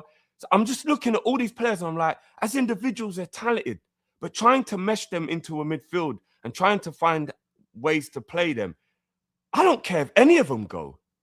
I honestly don't care if any of them goes. And it's not about talent. I just don't see how we get the best out of any of them playing the way we do and the managers and the styles we want to do. I don't know how we get the best out of any of these players. Can I say something really quick? Oh, yeah, go. Real quick. Drift, everything you said, I hear it, especially the Verts thing. And it's going to sound like I'm making excuses for him. So I'm prepared for the backlash. When it comes to the 10 and the 9, I think they're very dependent on what's behind them in the system.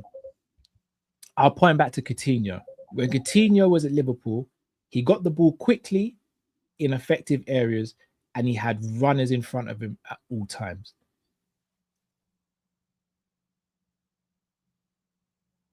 Oh. Cal actually just completely dropped out there. Oh, no, he's back. Sorry. Yeah. Right now, when he gets the ball, he looks up. Gakpo wants the ball to feet and he's standing still. Whoever's on the right, literally standing still, wants the ball to feet. Isak back to goal, not running in behind. As a 10, and I played 10, it wasn't my best position, but I played 10. If you're a 10 and you don't have runners, it's the worst feeling in the world. Because when you're in the 10, you think to yourself, I've got this freedom now. I can pick up the ball in between the lines and one pass can completely kill this game. Now, the difference between a Florian Wirtz and a Coutinho could rasp the ball from 30 yards and say, done everything. Wirtz ain't got that ability to do that. And can you shoot from outside the box? Yes. Can you score pretty curlers? Yes. But he ain't going to lash it. He ain't going to whip it from 30 yards and say to the keeper, you ain't saving that. He ain't going to do that. Gerrard was able to do that as well. So maybe comparing him to those two is unfair. But when Gerrard was in the 10, Gerrard could look up and he could go, Torres is running. Dare I say, when Gerrard was playing deeper in the team, he could look up and go, Suarez is running, Sterling's running, Sturridge is running. Right now, when Wirtz looks up, he's literally passing it to someone's feet for them to pass it back to him, and then he's got to pass it sideways. And then as Isak goes, he's feeding off scraps. Like I saw some of the Chelsea game today. João Pedro, Morgan Rogers, and Palmer. interchanging. They're not just waiting for the ball to feet. They're running in behind. The players are getting the ball into them quickly in dangerous areas. That's what was so good about the Klopp team. You see, when we'd get the ball to Mane, Salah, Firmino so quick that teams would just be like, we're in trouble here. They're all, one of them's got the ball, the other two are running. But when Firmino had the ball, but Salah ain't standing on the right wing just waiting for the ball to feet and saying to me, Salah's going, I'm running there. Hendo might even make the third man run. Mane's saying, oh, what, you're marking me that right back here? All right, cool. One of you at the right back, centre back's going to have to pick up because I'm making this run now. We have players who are too static to play with a 10 and a number 9 right now. And it's almost like we've got to coach that into the team, how to play with a 10 and a 9 right now. It doesn't help that we don't have a midfielder who can whip the ball in quickly to Wirtz. But at the same time, for the first goal yesterday for Gakpo, that's the sort of pass that a DM or a pivot player is meant to play into the 10. The 10 in that position at that current time was Gakpo. We got a goal from it. So it can be done. We're just not doing it enough because we're not setting ourselves up for a situation where we can be productive using a 10. So yes, Wirtz has to improve. And I'm not making excuses for him. But we also have to have an environment where a 10 thrives. Because we all know Cole Palmer's sick. He didn't have an environment last season where he could thrive. But when we see him in an environment where he can thrive, we also see what he can do. So as good as the player can be, they still have to have a system around it. Have we moved on? Sorry, guys, because I had quickly. Have we moved on from midfield? Yeah, Wirtz. Well, yeah. Well, oh, I okay, mean, okay. It depends. Like, so, Cal, I don't even disagree with anything you're saying. But here's the rebuttal I have to that, though. I am going to name you just a few number 10s. Maybe not even literally just solid number 10s, but players who've played in the 10. Who I think everyone was in agreement on when we signed Wirtz, we thought we were getting this caliber. It's going to sound a little bit stupid me saying it now because he's been so bad, but this is the caliber he was supposed to be, right? Kevin De Bruyne. No, he's never. See, again, Drift. This is what I'm. No, just hear me out. Okay, sorry. Hazard. No. Dennis Bergkamp. No. Coutinho. Bergkamp. No, these are all players who played 10.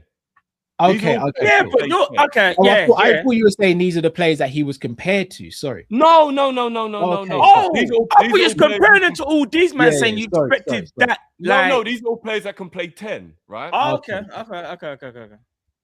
Do you know what the problem is, Cal? I'm not going to keep going. You get my point. When there wasn't a runner, which is like what your problem is, all of those players I named just said, who gives a shit? Watch this. Wirtz isn't capable of that. Fair, and in my opinion, that's why I don't even care if he's here anymore. And again, name me those 10s again, Drift. Coutinho, Hazard, De Bruyne. Hazard weren't a 10 for Chelsea. He weren't a 10 for Chelsea. No, but Hazard can play 10.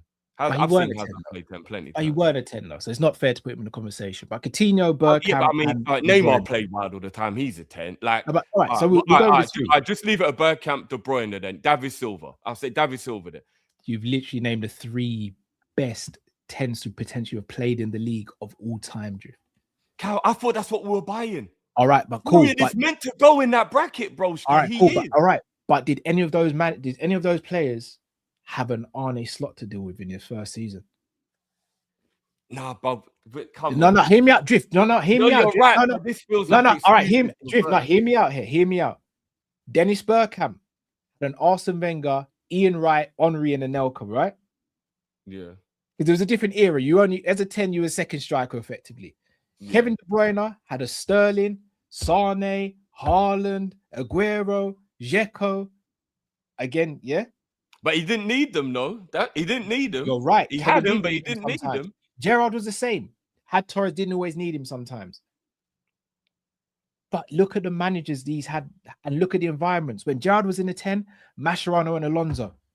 When De Bruyne is in the 10 and Silva was in the 10, Bernardo Silva, Rodri, Fernandinho, all these other players. Arsenal, when Bergkamp's in the 10, Vieira, Petit. Liverpool, when Wirtz is in the 10, he's going to sound really shady, but Szoboszlai and Gravenberch, McAllister. Yeah, there's a big difference. There's a massive disparity. That's when he's got to do it on his own then, bro. He's got to get the ball and show me some wizardry, man. I couldn't, but you can't do it. In today's game, if you can't do it all by yourself, bro, you can't. No, not every time, Cal. That's true. But no magic at all. No, If no Kevin magic De at all is a Bruyne- problem. If we had a Yeah, now we're on the 25-year-old same Kevin De page. Bruyne, No magic at all is a instead- problem. Yes, no magic Do at you know all. what I'm saying? Like, give Yeah, me yeah. a 25-year-old De Bruyne in this Liverpool team, and he's doing way more than what Wirtz is doing. Way more. Currently, Drift, he does. Yes, he does more, but I don't think we see the De Bruyne that we saw at De Man Bruyne City. spamming that inside right cross. He's spamming the shit out of that. He'll get an assist. No. I'm not. He will do more. Shall I be But honest with you? not Do gonna you know what be it the Man is? No. City Do De you know what Bruyne. it is? Do you know what it is? Kevin De Bruyne. He's just a better player than Wirtz. No, he's just devastating. Do you know what the problem is for Wirtz? He's neat, he's tidy, but he's not. He's not He's soft, devastating. Bro. Just say it, bro. He's just not. soft, All right, bro. I'll give you an example. And I hope I got this right, by the way. Didn't Shirky come off the bench on the weekend and get 2 assists or something? Shirky is everything I wish Florian Wirtz was. Wait. Did Shirky come off the bench? Yeah. Yes. Beautiful. And change the game. assist. Remember, this is the same City that people said shit and they're done. And I don't wrong that they just won the game, but you get the premise though. Yeah. Shirky don't care what's going on. He said, give it to me, I got you. And you know the crazy I got this. Matt, I no got argument when this. it comes to Shirky. And the When it comes crazy to thing Shirky, about it, Matt, no argument. back to And I the know it's- aggressive argument. Yeah. Back to the aggressive argument. Yeah. See, Shirky, he's about it. Well, you wanna play rough, yeah? All right. He might be all that, but Shirky will mix it with you if you try and bad him up, you know. Florian runs and hides under the table when it gets rough, bro. I don't need that in my team, bro. At least I know Shirky will back it. Do you get what I'm saying? Like, Shirky is aggressive. He might be cute and flary, but you can't bad him up. I'm watching Florian get pushed around. He's not like, I'm so sick of it. I hear that. But at the same time, Drift, if you swapped Shirky and Wirtz around in the two teams last season, I don't think we're speaking about Shirky in glowing terms like that. I think people would sit there and go, yeah, he's a pretty player, but his attitude stinks, or he gives away the ball and then moans. Whereas if Wirtz, hear me out. Whereas if Wirtz was in the Man City team, I think we'd all be sitting there saying, if Wirtz continues to play like he's playing and kicks on, I think he'd be a top player. You might. It's hard to say. That's bro. tough, you know. If Wirtz was in that Man City team under Pep last season, I'm not saying he would have done the double or anything like that. You get a way better football. We'd have had more magic from Shirky last season. There'll be more individual moments of magic. Do you know what it is? I'll be honest with you. And should we have the honest conversation? If you're gonna play a number 10 in any team in world football, you have to be the guy. Because the team, when you play for 10, you are sacrificing your midfield. So if we're sacrificing our midfield, you better be a bad man. Because if you're not a bad man, look what happens. Because the argument is now, the argument is now, if we're going to keep it a buck, I haven't given up on Florian Wirtz. But one thing I will say is this. If Florian Wirtz is going to continue to put in performances like that, we might as well go back to a 3-man midfield until he can find his way. That's a whole because you know what we conversation. can't do? We can't allow teams to expose us when the gap, like you've got Florian Wirtz going wherever the ball is, and you've got the two number 8s that between them ain't a 6. It's a recipe for disaster. So at least, hear me out. If you're gonna do that, I can't believe I'm saying this. You might as well bring back McAllister and put him in the 3-man midfield. And that was going to be my question, Matt. Because who's the third man? Said for balance or Endo. I'll leave it. Matt, put Trey. I'll leave it to Endo. Even Trey. No, put Trey with them. Bro. What I'm saying is this shit. Iriola needs to understand. If your number 10 is not going to win you the game or like make you that much better, until he can find his way, you need a 3-man midfield. You just do. Because what's happening is we're relying so much on Wirtz, and because we've got that we've got less players in the middle of the park, but we're just getting they're dicing through us. Matt, I'm willing to accept 80 mil and tell me I'm lying. Shall I be so real with you guys? I'm not against the idea of going back to 3 in the middle, but it comes down to a personnel situation again. McAllister, Trey, Endo, you put any of those players as the third midfielder, it don't solve any issue. Do you know why it does help? It It makes helps. us more solid, though. It makes us more defensively sound, though. It Okay, does, cool. And then going forward, we'll have absolutely nothing. bro. You But see, that's going why we forward, need to hope we buy wingers. bro. You see, going The forward, DM, yeah. I'll be honest with you. This is gonna sound really crazy. But has Florian Wirtz done something that's made you go, only he could have played that pass? Genuine question. That I think back to the assist against, the one that should have been against Chelsea when he did the half turning back heel to Salah. Bro, do you know how far back you've had to go? No, and also when he sort of walked through the Newcastle team and put on a plate for Ekitike. So he has had a couple of moments, but they've been few and far between. Factually. Remember, I'm not saying. But I'm sitting there telling you, I'm not saying that. What I'm saying is, it still comes back to the same thing, though. The DM or the defensive-minded player in midfield, whether you go 3 or 2, Matt, I'll be real with you. I don't think it changes that much. No, I think it does from a defensive point of view. It just changes what the problem is. It doesn't fix the problem. It just changes. If you've got a 3-man midfield, obviously you could naturally, especially if you've got Endo and McAllister there, you're going to be better defensively along with the other two, right? But the problem is you're taking out one of the 10, and obviously you're supposed to be close to the number 9. Now what you're doing is you're relying on hopefully you get Barcola over the line, and whoever the other person is, they're now going to have to help now with the chance creation, because right now the chance creation is falling on Florian Wirtz. He always goes looking for the ball, tries to do link ups, 1-2s and that. And sometimes it's just not working. Like I look at Isak and think, I know Isak, he's another one that's starting to jar me, bro. Like I know he's got quality, but like I'd take the money on him as well. I wouldn't sell Isak. I wouldn't sell him. So if we're not creating good quality chances, they're not high quality chances. Like they're not like. If we put in a third midfielder in the midfield right now, who is it and why? You take Florian Wirtz out, you go 4-3-3 again. Who's the third midfielder? Trey's the only one in our team who can get on the ball and play Trey, Grab, and Szoboszlai. Szoboszlai can be the most advanced if he wants to run up there and do whatever. That midfield gets torn up as well. Why? No. That midfield would be more sturdy than what we got now. Based on you're basically swapping Trey for Wirtz. But with the fact that it would be a 3 instead of a 2-1 would mean that he'd be a little bit further back. So there'd obviously be less space in midfield immediately. And then Trey actually can dictate the play better than Gravenberch. So we'd actually get the ball progressing up the pitch quicker. You know what you were saying about like getting the ball into the front players quicker? Trey, from 10, 15 sample sizes I've had, Trey actually does get the ball, looks forward, bang, passes it. He's good at doing that. No one else in our midfield does. Play line breaking passes. So, all right, so cool. Trey gets the ball and plays it to the forwards. Which forwards is he playing it to? Well, this is all predicated on we hopefully bring in wingers, right? I guess we're all hoping we bring in wingers, because if it's what we got now, it's irrelevant what we do, innit? So I'm asking, who's he playing the ball into? Will it be hopefully Munoz, Minter, Barcola, and It would hopefully be those guys. He's not doing the Wharton thing, you know. He's not spraying. Trey. Talk about Trey. All right, you think Trey can do the Wharton thing? No, but Trey, no. But if now you're playing deep, no, but if you're saying Trey's got to play there, then Trey has to start doing that. No, but Trey will be. Matt, so you could have Szoboszlai a little bit further up than what he is now, but obviously not as far up as a 10. So he's a little bit further up. So there's probably about 20, 30 yards between him and Trey. Trey can just pop it into him. We've still, within 1 second, got halfway further up the pitch, and now Szoboszlai can turn and do what he likes to do, which is run. So we're still taking the pressure off the defense, and we're getting on the attack. And what was the frustration we had with Szoboszlai when he got the ball and started running? Yeah, but we would hope that was more because we heard, the whole he's got a cover for Salah and all that. Maybe if he was playing in and that was a 10, I'm saying an 8, just a little bit more advanced than what he's playing now. He'd still be our most advanced midfielder. So let's say Trey splits the lines, the ball gets to Szoboszlai, and he starts running. Do you? A genuine question. You guys know how much I rate Szoboszlai. Do you trust Szoboszlai to be that Ivor Needle pass to get things sorted out? No, but he can play it out wide to the wingers, and then Szoboszlai. Here's the thing, Carl. We're just moving the issue.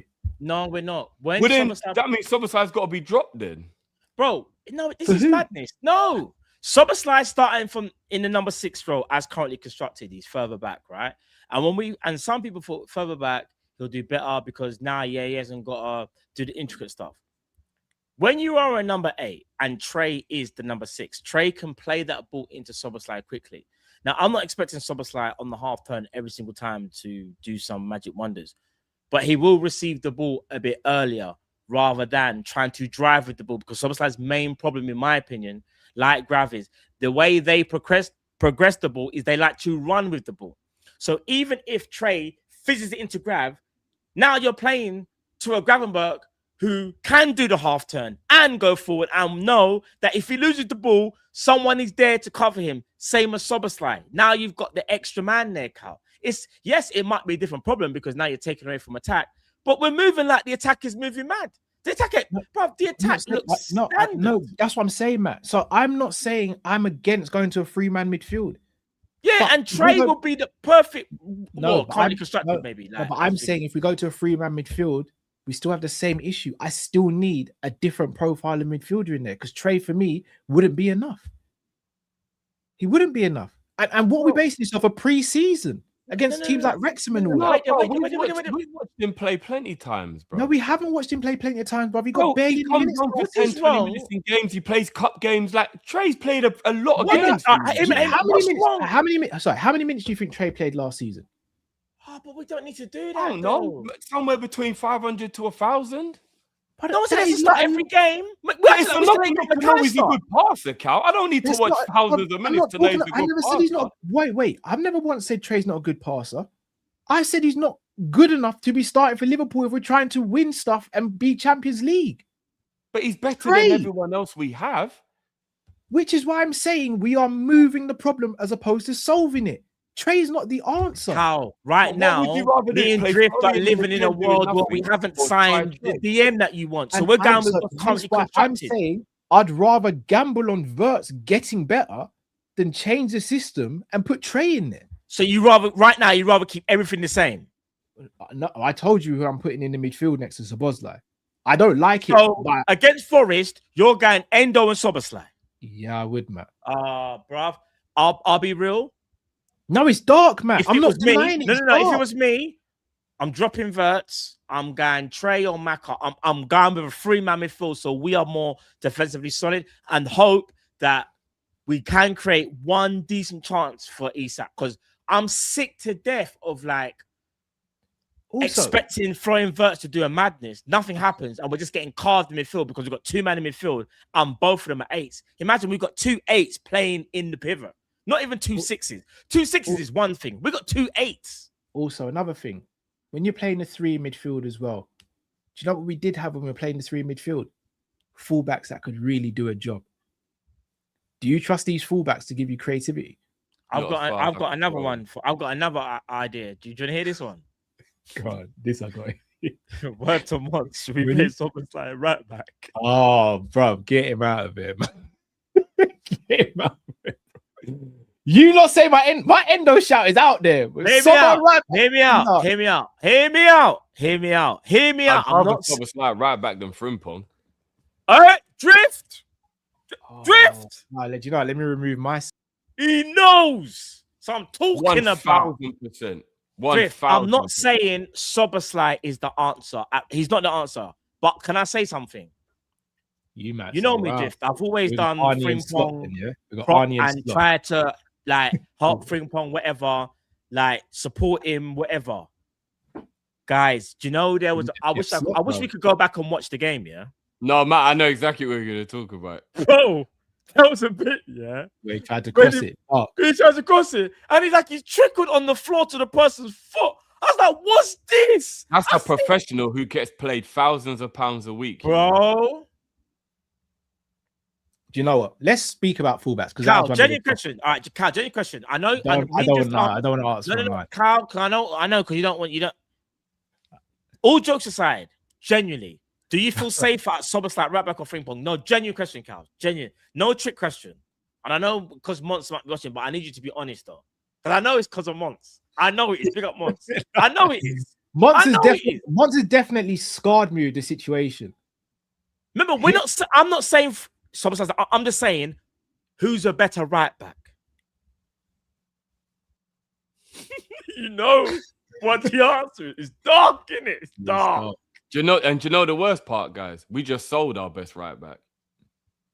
Who, Kevin Ramsey? No, Curtis Jones. He's another one. He could probably play right back. But this is my point. Do you see my point now, though, guys? Yeah, we keep on saying, move this player here, move that player there. Ultimately, we need to do business. Cal, that's why I said apart from Virgil, Ali, and Soboslai, whoever goes. Check this year. Going into the It summer. sounds dramatic, Pad. I don't can't care believe anymore. I'm living in a world where the guy that just signed a new deal is supposed to be the roaming 8, scoring goals and putting in crosses and stuff. Basically being like a Bruno Fernando kind of player, like in terms of like shooting and just, you know what I mean? Gets it, bro. Right, Our squad balance is so bad. Awful, that man. Frimpong at right back. I'm scared. All right, Do you know wait, what Drift. Hold that there real quick, Drift. Going into the not where we are now, which is not much different from where we started the summer, to be fair. What did you guys want going into the summer, personnel wise? I wanted 4 wingers or 3. All right, we'll go with 3 because 4's crazy. Yeah, we wanted a right back member. No, remember, Cal, before we bought Munoz, never mentioned Gakpo was the only winger at the club, bro. No, but you never mentioned 4 wingers, Drift. You never mentioned. No, but you're you're asking me for conversations I had with myself. Why right? are you always lying? You like you said 3. You're talking You about said conversations I had with myself, right? You said 3. I don't say these things in public because I know it's outrageous. But I wanted before we bought Munoz, I'm thinking we need 3 or 4 wingers. 100%. Oh, before Munoz, then that's fair. Yeah. Before we bought Munoz, I'm thinking we need 3 because Cal said before we went into the summer, right? Yeah, Munoz that's weren't fair. here That's fair. All right, so you wanted 3 wingers. 3 or 4, yeah. All right, how many? What did you? Well, defense. What did you guys want for defense? I wanted 2 centre backs and a right back. You know the settings already. I wanted 2 centre backs, a right back, and a left back. I at that time I thought Tsimikas was alright. Yeah, no, I'm not gonna bring it up, man. We've all got mistakes. I didn't realize what he was doing in the off season.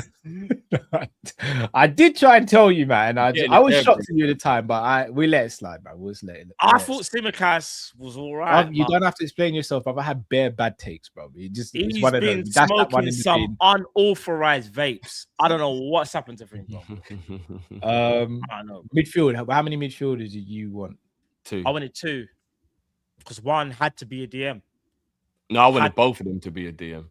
Oh yeah, because I wanted. Well, I know people gonna. I wanted to sell Endo, so yeah, with that. All right, I'm gonna be realistic in what I think would it because if we I wanted to wingers, just to put those brink. Yeah, and if you want me to be toxic, I wanted to sell Kies as well. No, we got to the sales. That was just unnecessary shit. No, I'm just letting people know so they know. On the list we've given ourselves here, we wanted 3 wingers, 2 centre backs, right back, left back, striker, and 2 centre midfielders. That would have been 10 players. We know that's unrealistic. So I'm going to whittle that down to. I'm still going to go with 2 wingers, excluding Munoz. I'm going to go 1 centre back, 1 right back. I'm going to hear what everyone said because of Tsimikas coming back off loan. And I'm going to go 1 centre midfielder just for being realistic. This is excluding Munoz. And this is no shade on Araujo before I say this list. We could have got Lacroix for 50 mil, right? Yeah. Jed Spence went to Inter for how much? 40. I don't think it was that much. It's 30. Oh, was it less than 40? Yeah, that's less than 4 million euros. We would have got charged probably like 10 million more if we're being realistic. We would have because we're Liverpool. Let's say 35 for Jed Spence then, Matt. Yeah, we would have got charged about 35, 40. I'm saying Manu Kone, and I think Kone we get for 40 mil. But we could have got Sangare from Brentford. Remember I said this? You know what? We'll put Sangare because he cost 41 He cost them how much? 40 or something? 41 mil. And then who'd be your 2 wingers then? But let's say Barcola's one because let's put Barcola. Right. Let's go. I mean, going into the summer, it would have been Barcola and Diamonde, wouldn't it? But Diamond, he's not a lot of people's choices. Plus, we haven't got him. We're pretty much nailed on to get Barcola. So I thought we were still talking about that before the summer started. No, but before the summer, we still didn't say we wanted Diamonde. We were all in agreement we wanted Barcola, but none of us really wanted Diamonde. No, I was up for Diamonde when I thought it was going to happen. I was up. No, when you thought it was going to happen, I'm talking about going into the summer. We never had a streamer. And I mean, I think maybe we've dodged the bullet anyway, but yeah. So who would you have said as a? I obviously went. Do you know what? Just for argument's sake, I'm going to go Akliush because he went for what 40 mil or something like that. I don't think he's good enough for the Drift can attest to what I said. Drift did not say him bye before we was linked to him. Because remember, we've had conversations about him. Yeah, remember in the World Cup when I said. So you can put him by that. I said him by before he was even linked to him. All right. Speaking about him during the World Cup. There's no way anyone can tell me sanely that with player sales and with the money that we should be getting, that we could have got Barcola, Akluj, Lacroix, Spence, and Sangare, and we wouldn't be fine this summer. Of course we could have, bro. You know this, like, And that goes back to what I said at the beginning, Cal. How can anybody in charge of recruitment at Liverpool have actually watched this transfer window and feel satisfied with what's happened? I'm so confused. No, should I tell you why you shouldn't be confused? And I'll tell I you feel what like we're being trolled. No. Should I tell you why we actually should be concerned? We tried to go for Lavia. We tried to go for Caicedo. We tried to go for Zubimendi. And I might have been missing out another DM. We were clearly after a DM. Gravenberch has a very, very good season. Everyone's happy. I'm happy. Everyone's happy. However, I don't know why the club thought, because this is what the PR is from the club. After Gravenberch had a season, everything changed. Well, how about this one? You can have a great season like he did, but you might not necessarily be the long-term solution. You had a very good season. This is why I'm surprised that a club that's supposed to be as smart as Liverpool didn't think, how can we just have the one player to rely on for the DM spot? Why don't we still try and get another DM? Because they've got the stats. Let's say Gravenberch has a fall-off like he's having now. We can go and bring in another DM. That's the bit that worries me. We have tried to sign a DM since Fabinho has left. And even now in 2026, we still haven't replaced him. We can see it as a fan base. Pundits can see it as a fan base. Our rivals can see it as a fan base. But the only people that can't see it is our hierarchy. And guess what? You're going to love this one. The hierarchy, that deal with the transfers, Michael Edwards left abruptly, and Richard Hughes will be going to Saudi. Someone needs to take a...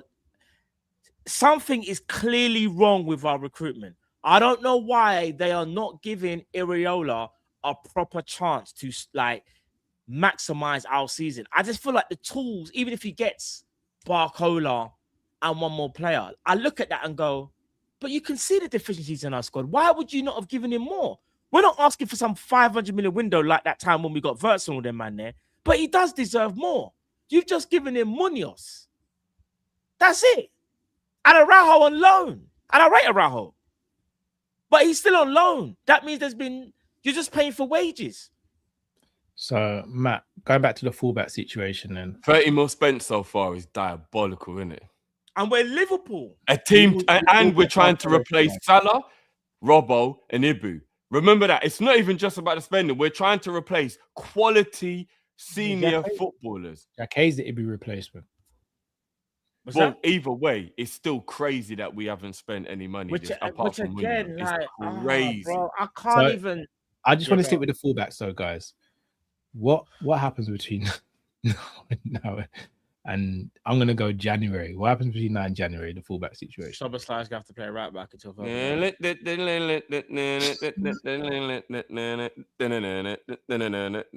trust Frimpong and right back? I'll be honest with you. You trust him? I don't know if I trust Kirkes either. Kirkes is definitely better than Frimpong as a fullback. I know what you mean. Still, I know what you mean. Kirkes is. You see Kirkes.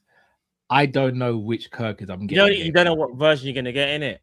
And I said this yesterday, and I think it got taken out of context because I weren't trying to be shady. But I don't think Kirkes can focus on more than one job at a time. Dimwit, bro. That was drifty. That is diabolical drift. You see, when Kirkes has had his best games for Liverpool, it's either been your task today with locking down the right winger, or you've got free license to get forward and impact the game. I never watch a game where I'm going, he was good offensively and defensively. Are you trying to say he's definitely fitting into the stereotype that men can't multitask? Don't, Matt. No. I was just gonna say, are you trying to say with Kirkes that you know, football manager, when you give someone specific instructions, you're just saying you leave the instructions there. You just let the player with the stats do what he's doing. You don't want to tell him to do anything more. Personally, I would be I'd be remiss for saying that. I don't think.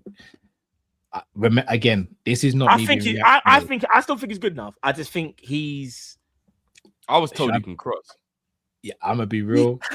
I'm His not. te- No, I don't. technique, his technique, Matt, his is decision so- making is. Have you seen his hairstyle, bro? No, His don't- decision making. We can't talk about a man's fucking. personal. Nah, appearance. bro, that hairstyle says everything about his decision making. You woke No, up this it- morning and that was what you decided to leave the house with. Nah, bro, his decision making is fucking Bro, we can't diabolical. touch Shall I be this real thing. with you, Matt? Kirkes Right. isn't a good crosser of the ball. He just hits it hard. He does this thing where he does a little shimmy up to the ball and he just whacks it. I don't see finesse on the crosses. Bournemouth, he can do. He can do it. I still believe in him. I still believe. I'll be In him. real- And I'll be real listen, with if you. I'm wrong, I'll say, listen, guys. Yeah, mate, I was wrong. I think give him a bit more Matt. time. I'll be real, Matt. It's the first game of the season. Who I looked hear good it. out there? By the end of this season, I think we'll all be asking for a new right back and new left back potentially. No, fair enough. But I'm just saying, like, that first game of the season, I don't want us to do the knee jerk because we didn't play well. We just had possession, but we didn't really. And like you said, Carl, I think a lot of it was bad decision making. But from a lot of players, especially when you're driving forward and oh my gosh, Matt. there was one pass you should have gave to Soboslai. Oh Yeah. my. Yeah. I just remembered it now. Matt, I'm going to ask you the same question you asked me about Florian Wirtz. Spring pot. Yeah, go on. Can you name me when Kirkes has had his last really good standout game? Don't do that. Kirkes is he kind of had like a decent like back end of last season, if we're being honest. Kind of still. I'll repeat the question. Could you name me a standout game Kirkes had recently or last season? I remember there was a game against Arsenal. That's the I last. was gonna say standout game Saka. I had. He man Saka at the game still. Kind That of. was January. When he had more, one, but, like, that's what like Cal said. He had one job: just follow him, and he did it. He did it I amazingly think well. there's another game as well. Oh shoot. I'm not good at this, bro. I can't remember the games, but no, Kirkes has had good games though. I never said he hasn't had good games. I said standout game. No, he has what we've got now. Kirkes was an absolute monster at left back. We've actually said it on a watch along. Fairs. Maybe I When he's on forgot. it, because he's what you remember. Matt's right. He did have a decent end to the season. Remember No, the this is argument. what I'm saying. I think Kirkes is far better than Frimpong. Remember the argument at the beginning of the show? We talk about aggressive. He's mad aggressive, bro. He's too way aggressive. Like way too aggressive. Like I don't know, man. He's like a Tasmanian devil. He needs to chill out. Like he just I thought Cal was having a rave. no. for I real, don't know. bro. No, one of my lights just started playing up a little bit. Nah, I'll be honest with you guys. right, Do you know what the overriding issue is? And I brought this up the other day, and I don't know if anybody really deeped what I was actually saying. We won the league. I know it isn't literally 12 months ago, but I'm just going to say 12 months ago for the sake of my argument. We won the league 12 months ago, right? We were at a parade 12 months ago. Life felt like it was right there.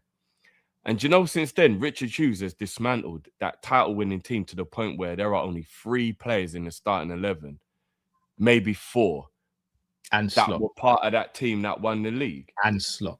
Don't forget about Slot. And Slot.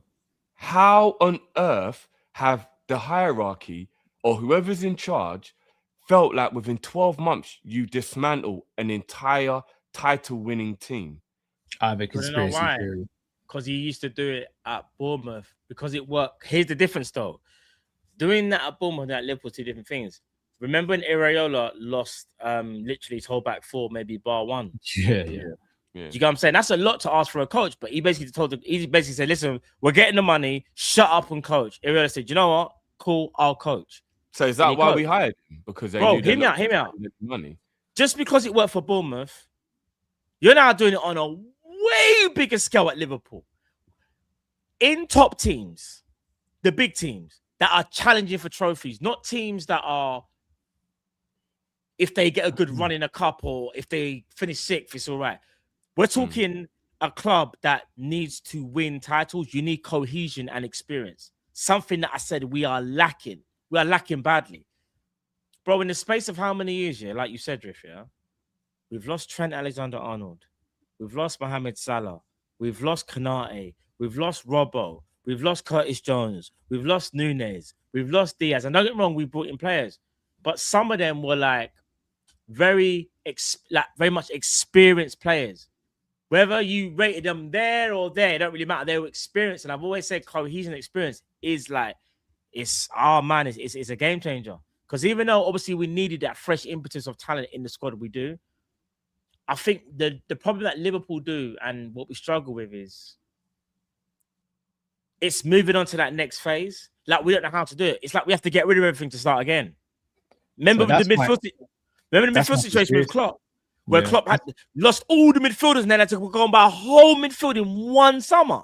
That should not be happening at your club. I'm sorry. That was kind of Klopp though, because Klopp didn't want to let any of those players go. No, do you know because you can't. There was nobody wanted them, bro. You can say, all right. We could have sold Ox and Naby a season before. Yeah, but then you could also say he didn't have any buyers, Cal. Nobody wanted them. They did. We did. We could have.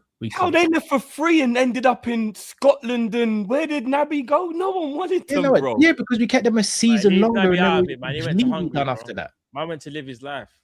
Check this. He went hungry. Is that where he went? I don't even remember where he went. Yeah, no, I don't think he went hungry straight away, but he went Germany first, and then they terminated his contract because he had a fallout. Something happened. I don't know. Maybe it's late for training. Here's my conspiracy theory. I think Hughes and Edwards were brought in to do an aggressive reset at Liverpool, and I think it could have worked if they had brought in the right personnel. But for me, I don't have a problem with the turnover of players that we've had. I don't. The problem I have is how we've replaced the players. You mean the profiles? Again, I think I made it very clear when we signed him. Frimpong replacing Trent. I know. Never understood it. Bob, it's one of the worst. I can't. Yeah. Kirkes, I understand the logic behind. Yeah, Kirkes, that makes more sense. Remember, even when we find Kirkes, guys, I did say to you I weren't really feeling the signing. No, I know.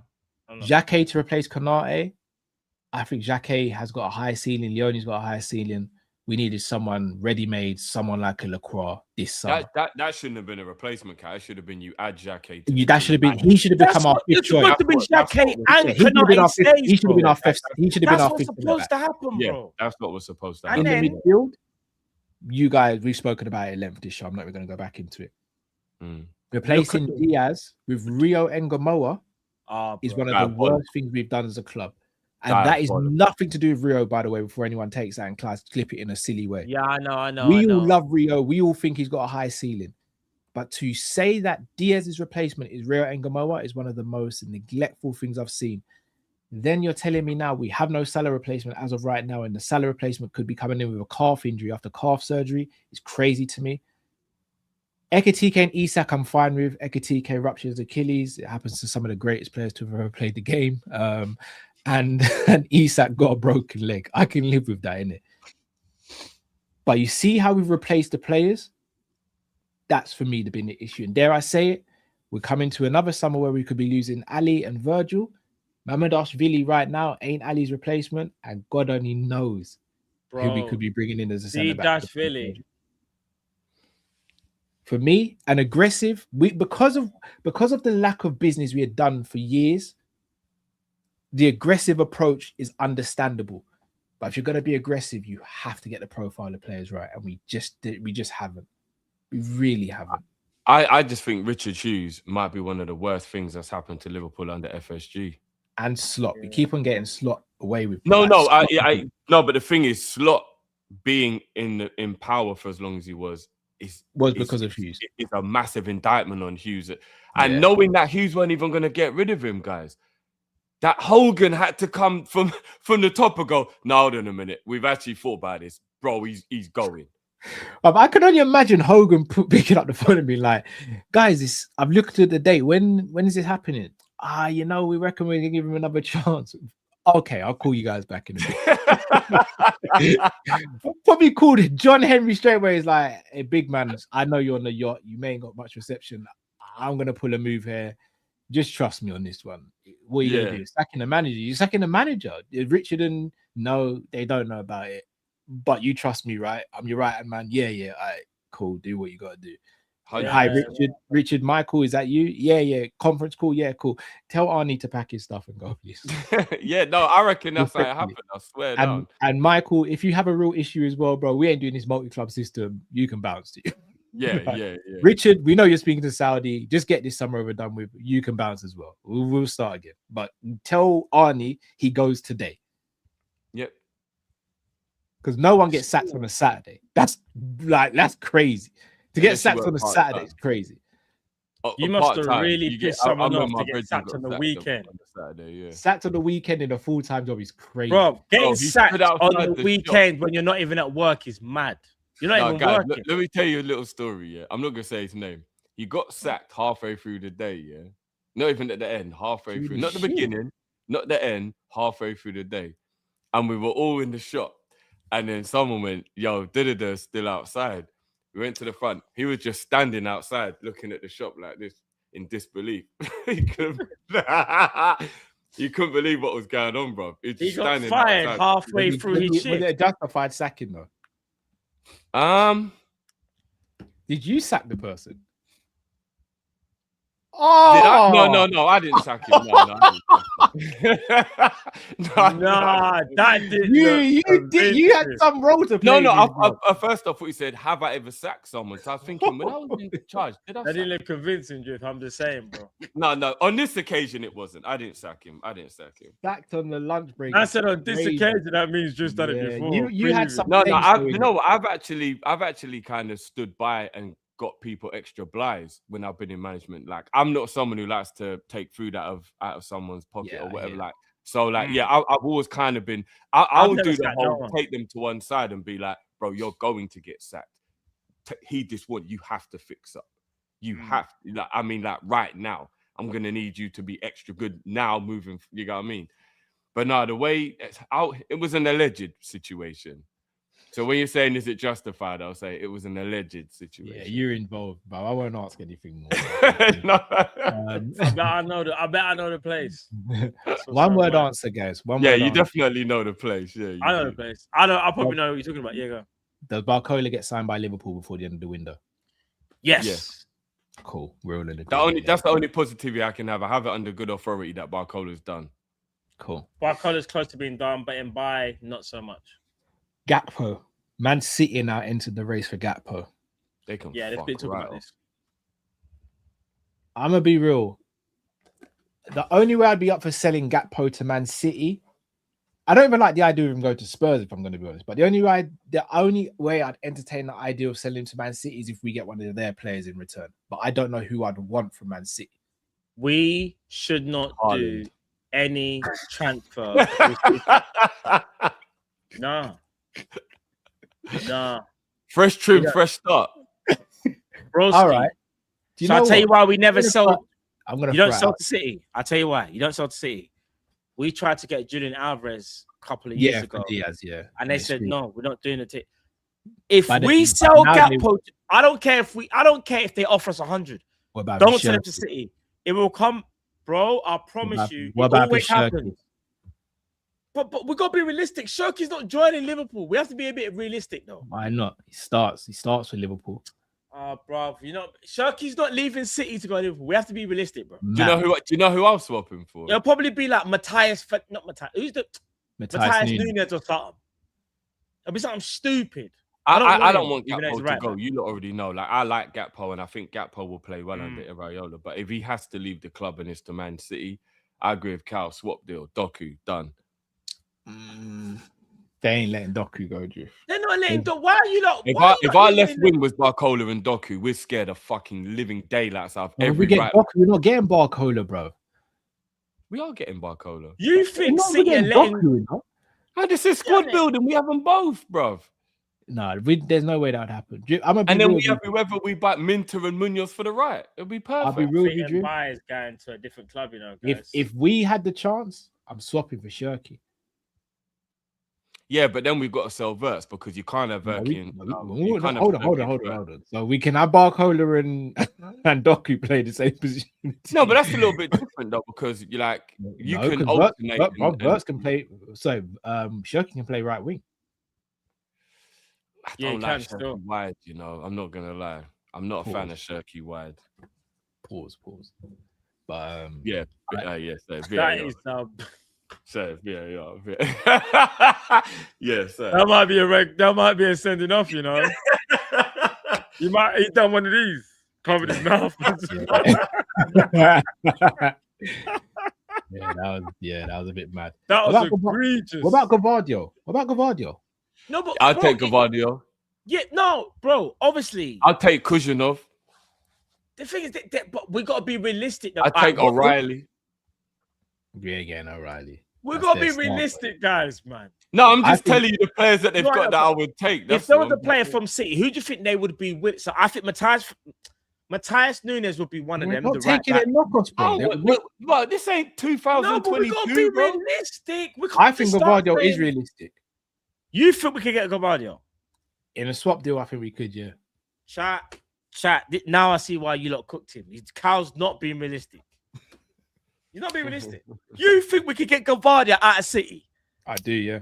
There was a rumor that he actually wanted to leave, remember? There was in the summer, but that was to leave England. He's a Liverpool fan, though, remember? So was Kevin De Bruyne. So was all the... Bob, do you know when Liverpool fans that... Do you know what? We need to do a show, actually. We need to do a show of all players that never played for Liverpool, but they basically should have been Liverpool players. Yeah. We have to Liverpool do that. fan. Yeah, Liverpool fan. Yeah. You know, the only one of these people who said they're a Liverpool fan that I actually believe out of all of them, other than the Scousers. I know who you're going to say. Can I see if we can guess it? Go on. Robbie Keane. Facts. Yeah. And you know why? Because he actually showed us a picture of him at like 8 years old in his bedroom with Liverpool posters all scattered over the wall. There's interviews of Kevin De Bruyne when he was a young player, when he was young. But did he have a bedroom full of Liverpool posters and a duvet spread and all that? De Bruyne has been. He said when De Bruyne was younger, there's an interview where he said he supports Liverpool. Yeah. No, fair enough. But at least Robbie Keane actually had factual evidence. So I'm like, boom, I believe you now. Do you know what I'm saying? But Keane actually played, but De Bruyne didn't. So he's an Ussi.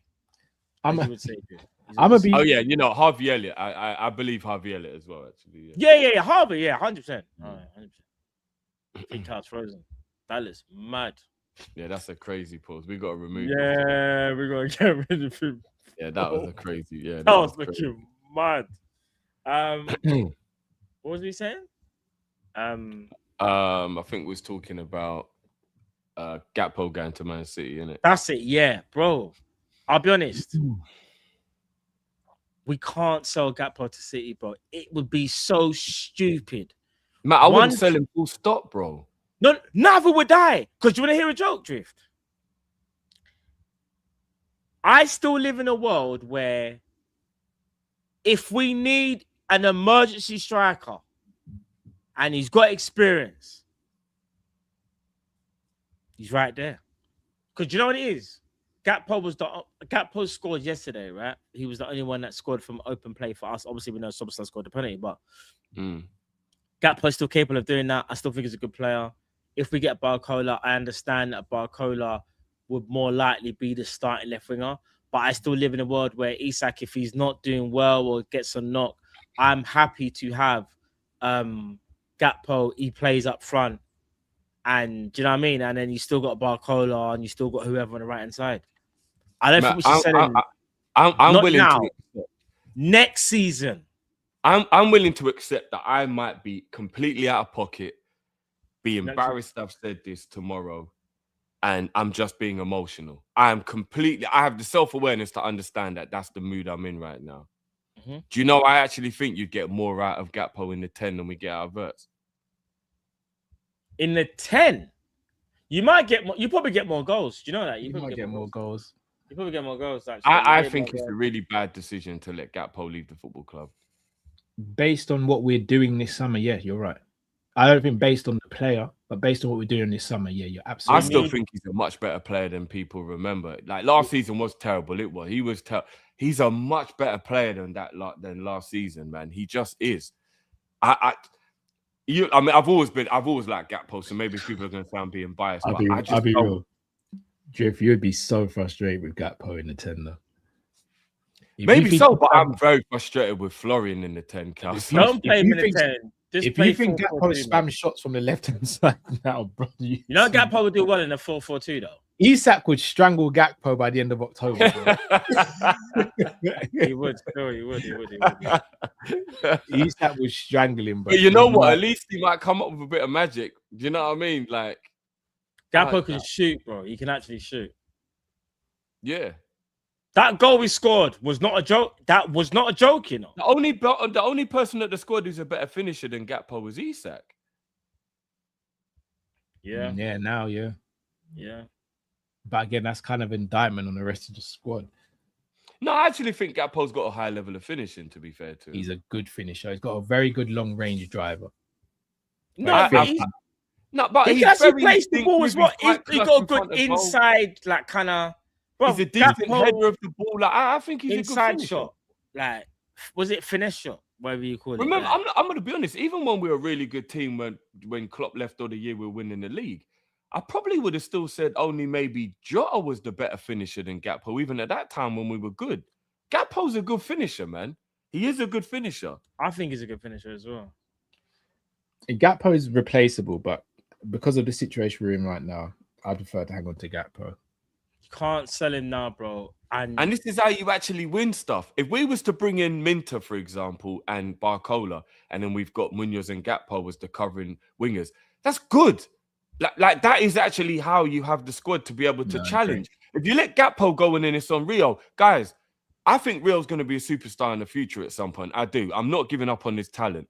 I would absolutely loan Rio out. I don't really want any reliance on Rio at Liverpool for us to do well this season. I would let him go on loan to a championship team where he'll get good minutes and play like Bradley did, like what Elliot would you did. loan him out? Yeah, bro, I would. Honestly, I think he's got to play week in, week out now to learn and develop and get all these little silly habits out of him, like all this stop-start and all. I ain't got time on the right, though. I told you he can't. Right now, he can't play on the right. Call me crazy, sorry, Matt. Sorry.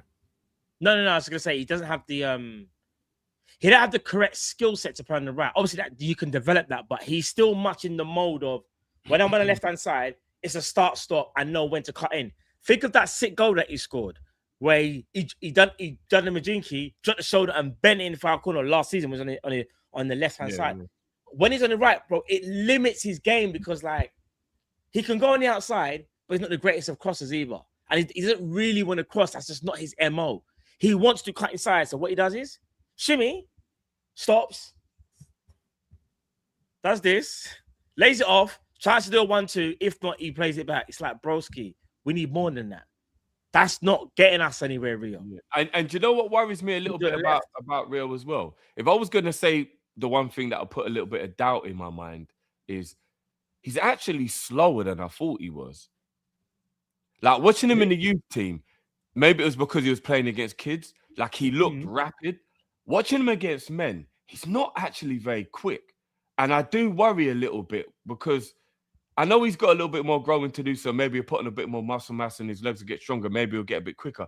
But generally speaking, if I'm looking at a 17, 18-year-old, I don't know how much you're going to improve on your pace because I remember being 18 and you are kind of at your peak for pace. You know what I mean? Like you may get a little, but like, so I'm like, if he's not even going to get much quicker, that just worries me a little bit because I thought he was quicker than he was. But playing against grown men, I realized he's not as quick as I thought he was.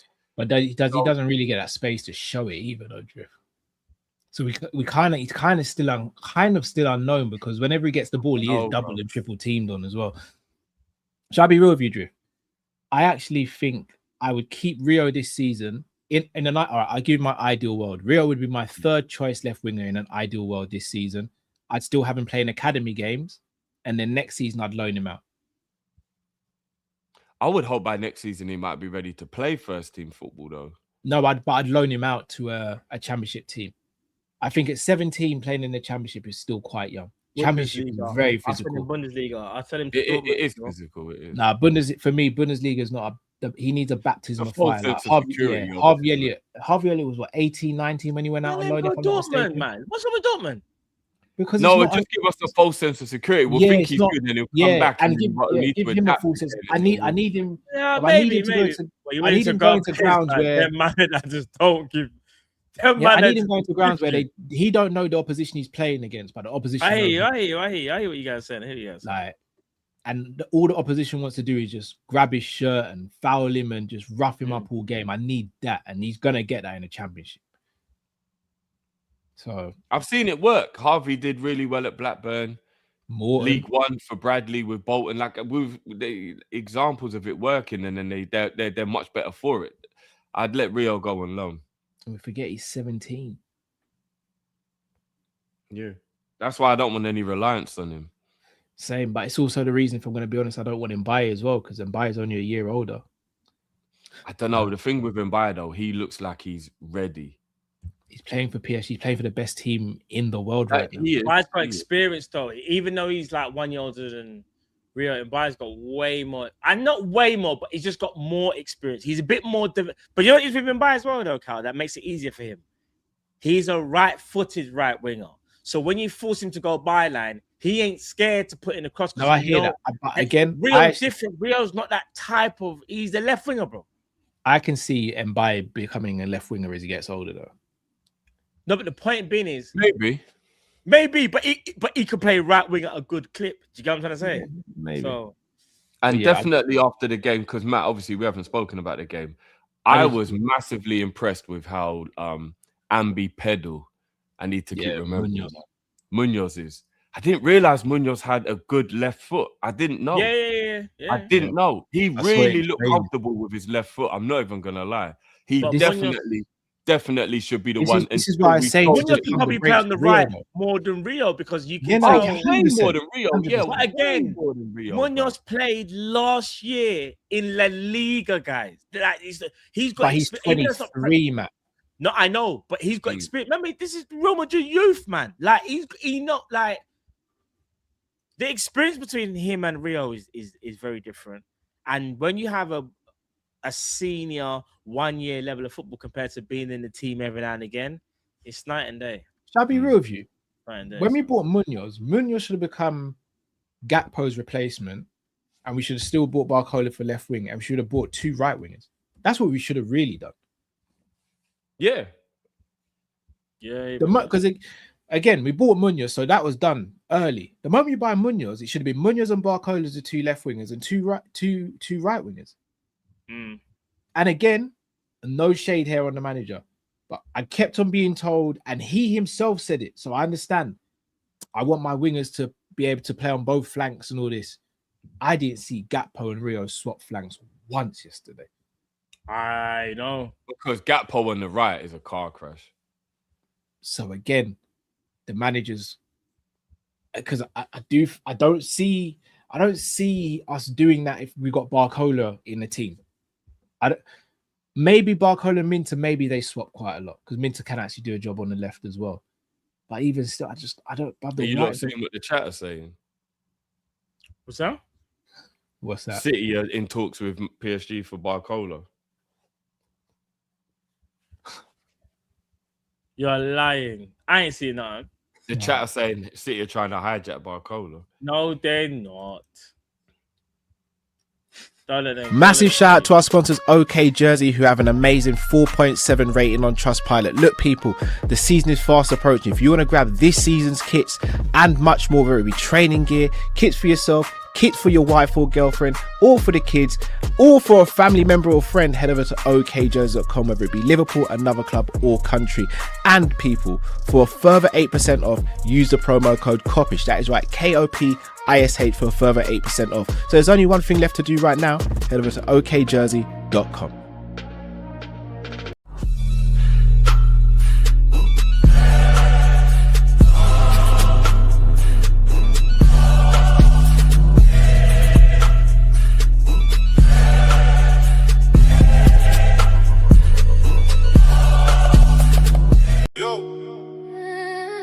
FSG Cal on the beat.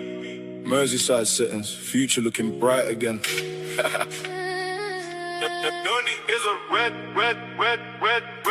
And Donny's a red.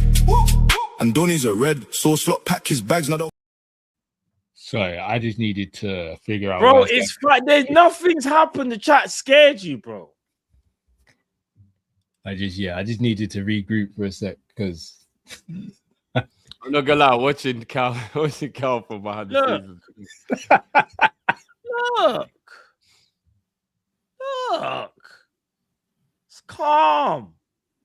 got this. Do you know what I do worry about a team trying to snipe him at the end though? Because I do still think Man City want another forward. Yeah, Well, And I bro, still think do you know Arsenal what do. going through my mind thinking why it might be real? Because they might actually be like, sell us Gakpo, motherfuckers, and we're gonna get involved in Barcola. Could you imagine the panic? Nah, Bro, that'd be dark. Can you imagine getting held to ransom? You got 24 hours. You either let Gakpo go for 80 mil or we take Barcola. Can you Which one is imagine, bro? Hey, which one is it? Hey, it's dark.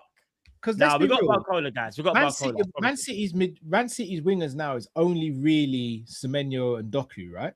No, they bought the Brazilian today from Palmeiras. You don't know about Alan. Oh yeah, okay. All right, so they bought him as well. And they got Shirky as well. Don't they play Shirky, mate? They've got They're Grealish. going to play right wing now that they've got Semenyo and this new Allen guy now. Yeah.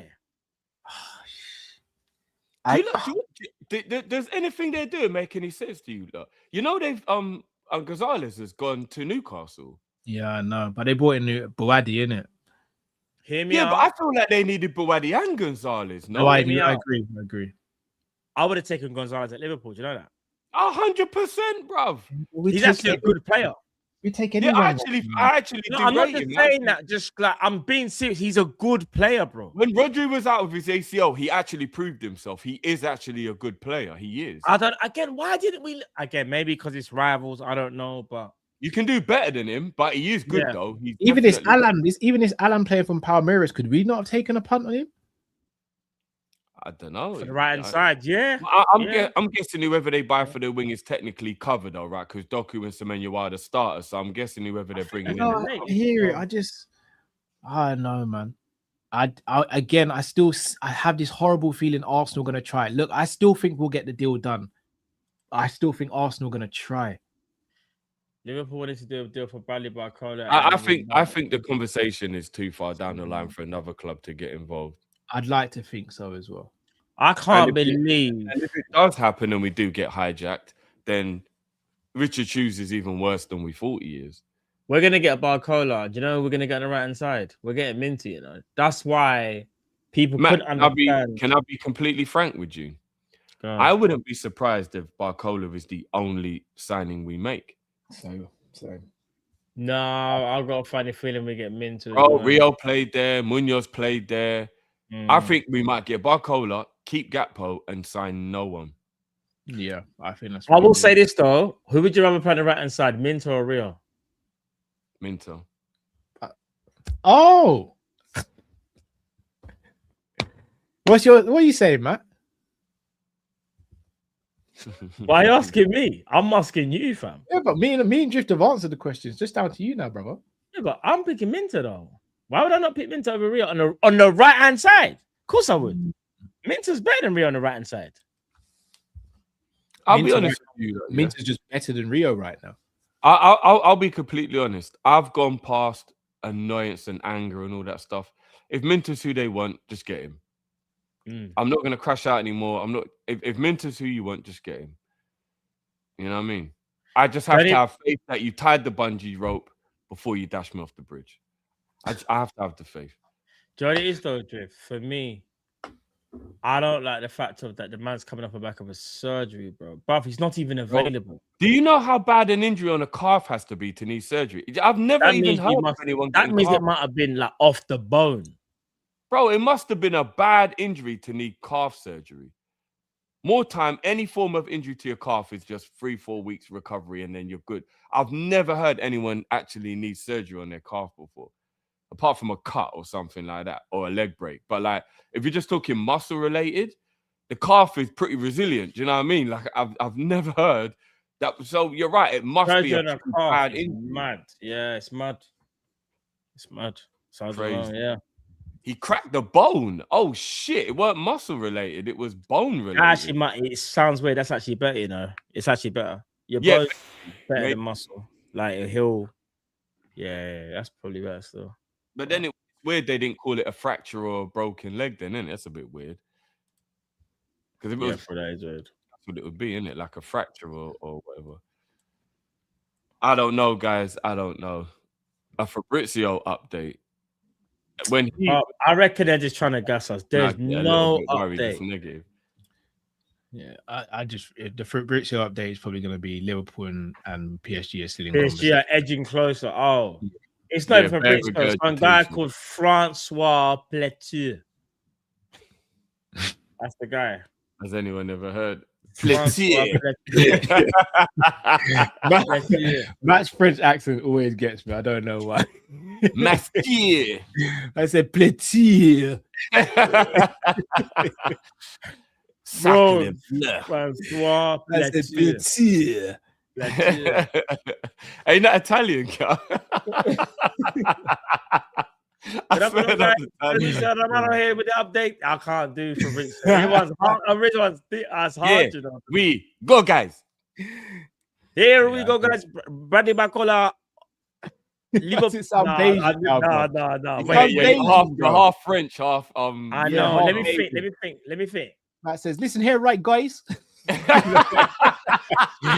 and get a quick update. What? I never said that. You're kind of mad. I Here we never go, said it like guys. that. I said, here we go, guys. I Quick never update said news. I never said it like that. Bradley Barcola, good sign soon. I never Quick said update it news. like that. Hold on, Here we go, guys.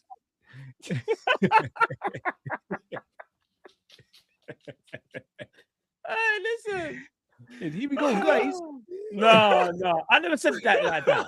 I can do it. All right, what's this? Here we go, guys. Fabrizio Romano here. Welcome back to the channel. That's not bad, is it? Is that bad?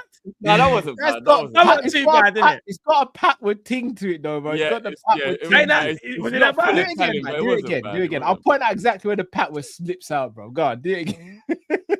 No, because you're making me laugh. Wait. That's, Yeah, go on. that's shocking.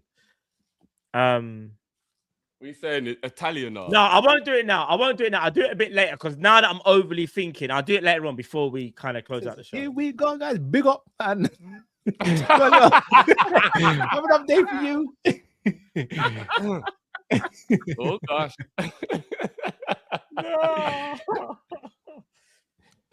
Let's help these supers. Let's help these supers. Remember, he's Guyanese, Cal.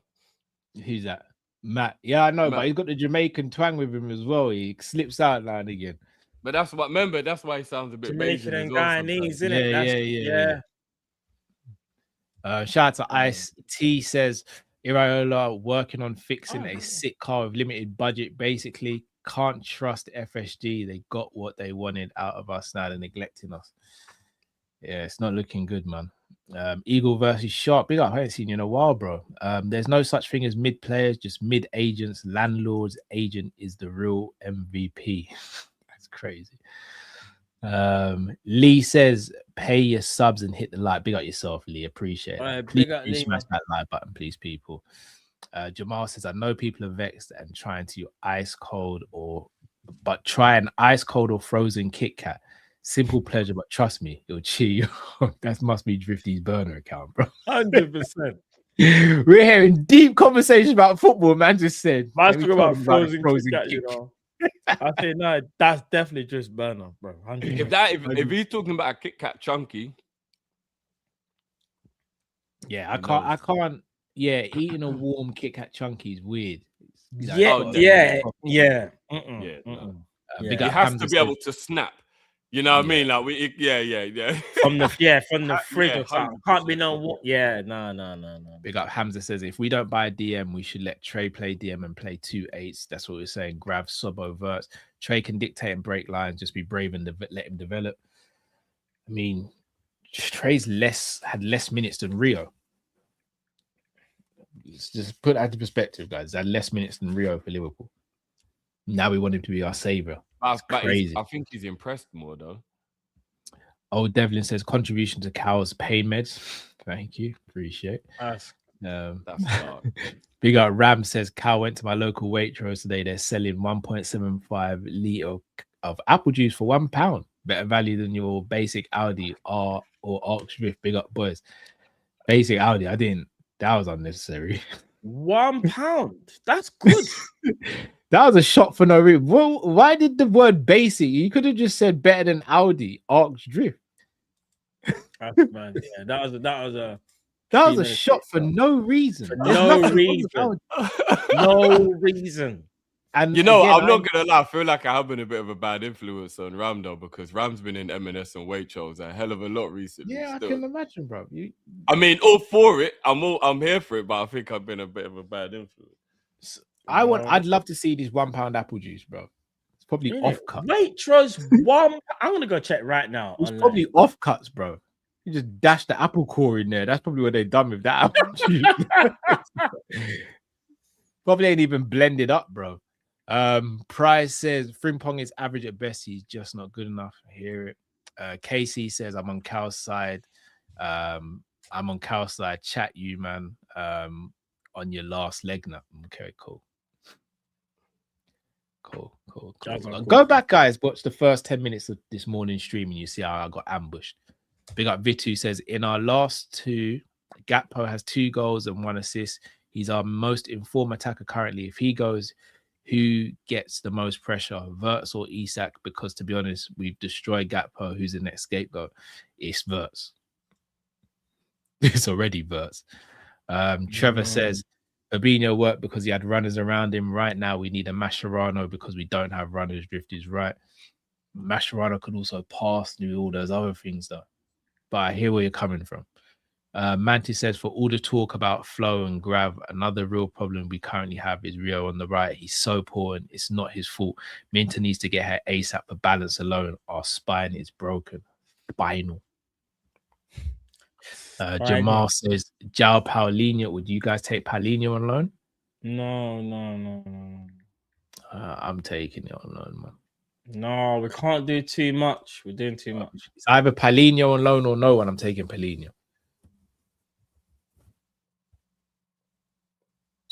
Taking Paulinho. Jolly says, keep Gakpo, buy a good DM and right back and an unknown right winger or Barcola. Yeah, I'd be fine with that. Mm-hmm. Big up Vitu says, Matt is right. If anything, we need stability, not overtly aggression. Thiago wasn't the most aggressive, even though he could be, but he was stable. And to his Sobo critique, he was risk-taking. Fairs. Don't say another letter says we signed 3 10s and 1 8 and we expect to be defensively. You know exactly when we signed Verson that, like last year, he said we were going so mad. We didn't even think about defense. And you know the craziest part, Matt? I watched Chelsea today and I watched Cole Palmer and João Pedro be everything Isak and Wirtz are supposed to be. I know, I saw some of the games. You know why? They got players suited to that system. Remember I told you about the 3 system drift? The 2 10s? Yeah. Chabian. You want to know what even... I know this might sound... I would swap Pedro and Palmer for them 2 in a heartbeat. Wouldn't even have to convince you know what? I've got to apologize to you. I didn't rate Palmer. Sorry, I didn't rate Pedro as much as you did. I slept on the signing. Pedro's very good, man. I hold my hands up there. Pedro's good. Still wouldn't swap for Isak. Chelsea, man. So annoyed he went Chelsea. Big up Irish Judge says. No, we're going to speak about Chelsea players. We can't just forget about Robbie Delap. Is it Liam Delap? Robbie Delap? No. Oh, you bring up Delap. I didn't even hear that. So. I was just speaking about Chelsea. Matt knew what he's doing, but Matt's a villain, bro. You can't name me a villain that gets through a movie without doing something shambolic, bro. I'm just saying, when we spoke about strikers. Is he still at Chelsea? Is he still there? Apparently he's going Forest. I think he's been sold to Forest. I think he's been sold to Forest. Yeah. I bet he does well at Forest. I think he will do well. I need him to do well. I bet he does well at Forest. The pressure's too much for him at Chelsea. I need him to do well at Forest. I do. Glasner knows how to use the kind of big target strike. Yeah, he'll do well at Forest, you know. I think he will as well. Big up Irish Judge says, put Endo's mentality and personality into Grav's body and he'd be a monster. Grav's mentality sucks. I don't know why, but that might actually be true. If I saw Grav walk out of a gum shield, I'd be like, oh, we're cooking. He'd also have a massive family, but it is what it is. You know, one thing I will say about Grav, though, just quickly, you know, when we was having that conversation about Grav and I was talking to you about like how like that season we won the league, he was being aggressive and whatever. I found this. You lot let me know if you feel like he's picking and choosing, because this feels like he's picking and choosing. That's from when we won the league, guys. I just think he had a very good season that season. No, but look what the categories are.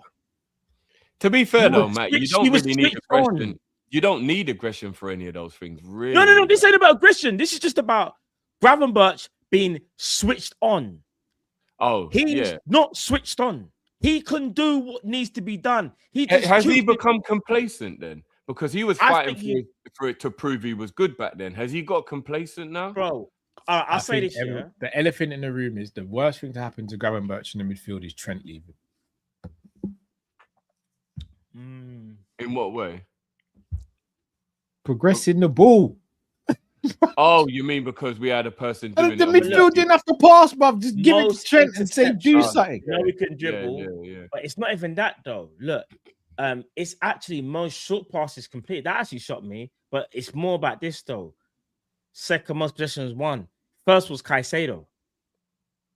He was very good that year, man. He was very, very good. And for those that say he doesn't jump, he does. I'm saying he can do it. He can. So this is where it makes me question Iraola. Why, if Slot can tell him to do that, why can't you tell him? Or is it something else? Is he now? Matt, did you feel like Slot was still in charge in the game? Genuinely, after when you watched it, didn't you feel like it was still Slot in charge? I wouldn't say I was still Slot in charge, but I saw. It's like I had a flashback of Arnie Slot and just saw him walking on the pitch or something. I just got this horrible. I don't know what it is. There's elements that's left in that team. Yeah, I get Slot PTSD, man. I we don't know. do. But yeah, Shout out to Rui. Said thoughts on what Kara said about last summer's transfer window. Signings have been underwhelming. Barca, TK, Verts and Isak needs to justify their fees. He's right. He's going too far. Saying it's the worst window in Premier League history. Carragher does this. He gets emotional. He's just but being not overdramatic. wrong in It's terms not of aging well, but the worst window, like we have. No, seen but some is he not poor also windows. factoring in the hindsight of how poorly they've done? I don't think he means literally if you just look at the actual. I think he means 12 months on and how well anyone's done.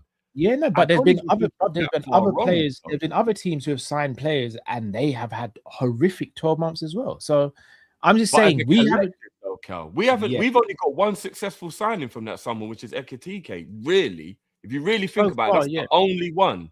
Yeah, I agree. That's So far, really but again, bad. You know, we bought like Isak 6, was 7 Isak was players. injured. Leone got injured. Frimpong had a bare injuries last season. So there are again, there's got to be context added to it. I think Carragher's just doing the most, but he tends to do that nowadays. Reds 2308 says Coutinho had Rodgers and hit the ground running. I think people have a short memory. Coutinho, there was a lot of frustration around Coutinho in his early years at Liverpool. A lot. A Still have lot of frustration. experience all the time. King Zagu says Sobo played 91 games for Leipzig. Only 9 of those games were in centre midfield. He's not a centre midfield. Him in the pivot will never work. Hope we realize this soon. He was a lot younger when he was at Leipzig, though. I don't think we could just necessarily look at where players played and then automatically rule out and playing in a different position in the pitch. Before we signed Salah, Salah was playing a 10 for Roma. Came to Liverpool, played right wing. Mane wasn't playing right wing. He was playing left wing, sometimes as centre forward at Southampton. Bobby was playing as a second striker. Gini Wijnaldum was playing as a 10, literally was playing as a 10 for Newcastle or a left winger. I think we've got a coach here who, in my opinion, can coach these players, but they do need other players around them to get the best out of them. Fayet says, as a Man United fan, Wirtz looks like a clone of Van der Beek. When we signed him, that's dark. That is mad. dark. That's dark. David King says that 60 mil back to Leverkusen gonna hurt. That'd be No, dark. he'll as probably well. go Bayern or something. And he'll work in Bayern. It'll just be our luck. It would work. Slower league. They won't put him under so much pressure. It'll work. I don't know. I don't- Who I'm knows? not thinking Who that. knows? We buy him out, let go next season. I'm not and thinking stuff. like that though. I'm not thinking like that. Wirtz will be alright. It's just that it's taking time, innit? But it'll be alright still. H says we've got serious issues. Wirtz is just moist and passive. Pause. Frimpong attacks like a defender and defends like an attacker. Sobo and Grav can't work. Ali and Verge are aging. I can't even disagree. Do you know how mad it is for you to attack like a defender and defend like an attacker? Yeah, it's crazy. How do you even wrap that into the same player? What the fuck? But that's what we do. Dark Callum says problem with Verts, he does more dog work in terms of defending than he does attack. Still from slots period. Shirky ain't doing that, man. That is the problem. Yeah, he does do way more defensive work, but it's the personnel again. Andre says Sobo is the issue, lads. Sell him. Sick of agenda. Andre's such a wind up. Mo says man was naked in a row for 5 assists. No. Yeah, that shot's fired. I got no response. Dark Callum says also the creativity we want Verts to have if he loses the ball trying something, which does happen. No CDM/defensive minded players has that ball won back immediately to our onto our back line where a DM would stop that. Facts. Darth Callum goes on to say we still got that back pay of trying to replace Fabinho. Facts. I need Fabinho for his move to Trabzonspor as well. Yeah. H says Kirk's haircut is just low vibration.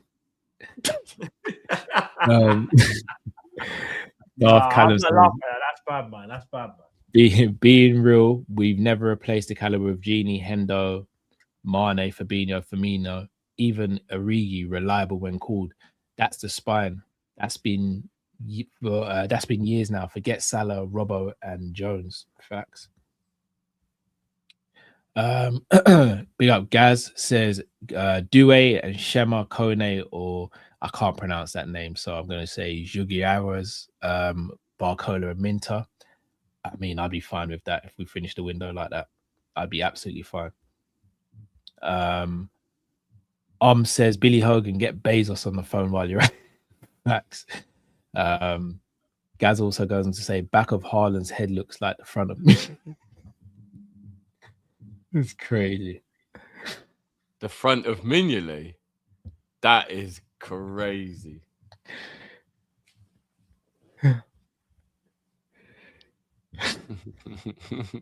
Massive shout out to our sponsors OK Jersey, who have an amazing 4.7 rating on Trustpilot. Look people, the season is fast approaching. If you want to grab this season's kits and much more, whether it be training gear, kits for yourself, kits for your wife or girlfriend, or for the kids, or for a family member or friend, head over to okjersey.com, whether it be Liverpool, another club, or country.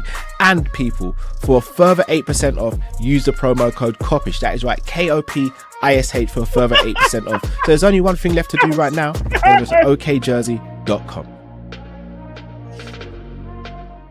Wait, what? Man said, wait, Stop. the back of Haaland's head looks like the front of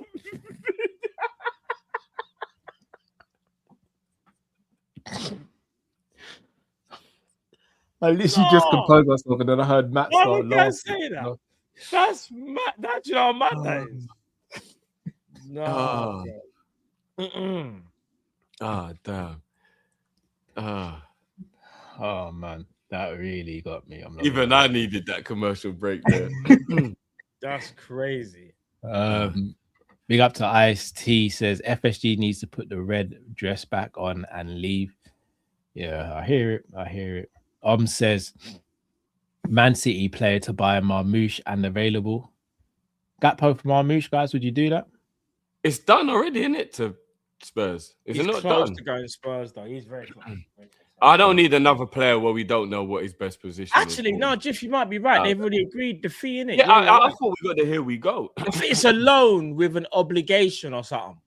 No, apparently because Marmoush has like a 30% sell-on clause from when they bought him. Apparently, they've deliberately played less for Marmoush and more for Savinho, so that Man City don't have to pay Frankfurt. Yeah, it's dark. Diabolical, you know. No, but here it is, though. I was right. It's great business, but it's diabolical, though. Verbal agreement done. Initial loan. with a buy Yeah. clause to become mandatory under certain conditions. Yes, it was a loan. Dark, yeah. You're right though about the thing. Yeah. Big up Vitu says, thing with Rio, if this was any other country, he's being used as an inside forward, dare I say a 10. He doesn't use pace. I'd actually use him as backup to Verts. Remember, we put Raheem in the 10. Different era of football, though. That was what? That was 13 years ago. Long time ago, man. 13 years. Darth Callum says, send Rio. Never sending any of our players to Millwall. F that. Yeah. Emmy says, guys, we need 3 wingers, if no DM. Yep. Yeah, we do. Also going to say Barcola and buy a Minter if we sell Gakpo. Yep, I agree. think we should buy all 3 of those and keep Gakpo. That's crazy. I want to keep Gakpo as well. Yankee Stadium says Gakpo doesn't fit with Isak and Verts. Put Munoz and Barcola on the wings and watch how much more fluid the attack will be. I do agree with that as well. I think Gakpo, bruv, did you see when Isak crashed out in the game yesterday when Gakpo didn't square the ball? Like, I'm telling you. Isak crashed out when Kirk has done a shit cross as well. Yeah. Bruv, I'm telling you. Yeah, I'm not going to lie. Isak can't be crashing out on anyone until he fixes up himself, to be honest. Yeah, no, I know, but even still, bruv, he's bro, looking around thinking, is this what you man do? Matt, let me ask you a question because we fumbled around a little bit over this yesterday. Pause. Wait, what? Is that a pause? That's a red. That's a straight red. That's your second warning, Drew. Fumble. Anyway, Fumbled around. If you want to round, book me. Oh my day. Do you think it's an indictment on Isak, or do you think it just is simple for our penalty taker to now be Szoboszlai over our £130 million striker? I don't really care who it is as long as you can score the penalty. I'm not fussed. No, fair enough. But who would you give it to? Bruv, Szoboszlai's our best penalty taker. Szoboszlai is the better penalty taker than Isak. Better. He's actually better. I trust Szoboszlai. He's our best penalty taker. Szoboszlai could go the same way 50 times in a row and he'll probably only miss one. Because he all can right, let me change he the can put question. them top bins like. Are you not worried about he always goes to the same side? He's only a one penalty taker. He's the one who takes it every time. No, but bro, it goes. There's obviously gonna. You know, getting top in for a penalty is a massive risk, right? Yeah, but he's got that. Bro, one Harry thing I'll say Kane with Szoboszlai, when it comes to dead ball situations, no, he's blessed. a Don't maniac. get me wrong, but I can't lie to you. I kind of want my striker to be taking penalties. But why does it matter? No, but if he's of Isak's level, I kind of think he should be the penalty taker. Torres never took a penalty for Liverpool. Yeah, but that's because we had Stevie. That's a whole different conversation, though. Isn't it? We've got Szoboszlai, bro. I don't know if Szoboszlai is anywhere near Stevie. But does it matter though? Look, someone said it. 23 pens and 21. He's missed 2. Sorry, I thought he missed 1. I'm not. You know, I don't know if you go the same way all the time, you're tempting fate. I don't mind if he takes one every now and again. But if he becomes the regular, you know, the goalkeeper knew he was going that side and still couldn't save it. You see the power and venom in that strike. Look, I hope I'm proved wrong. That's all I'm saying. Yeah, I'm all right. All right, so let me ask you a question then. If Salah was still at the club and we won that penalty, who do you think takes that penalty?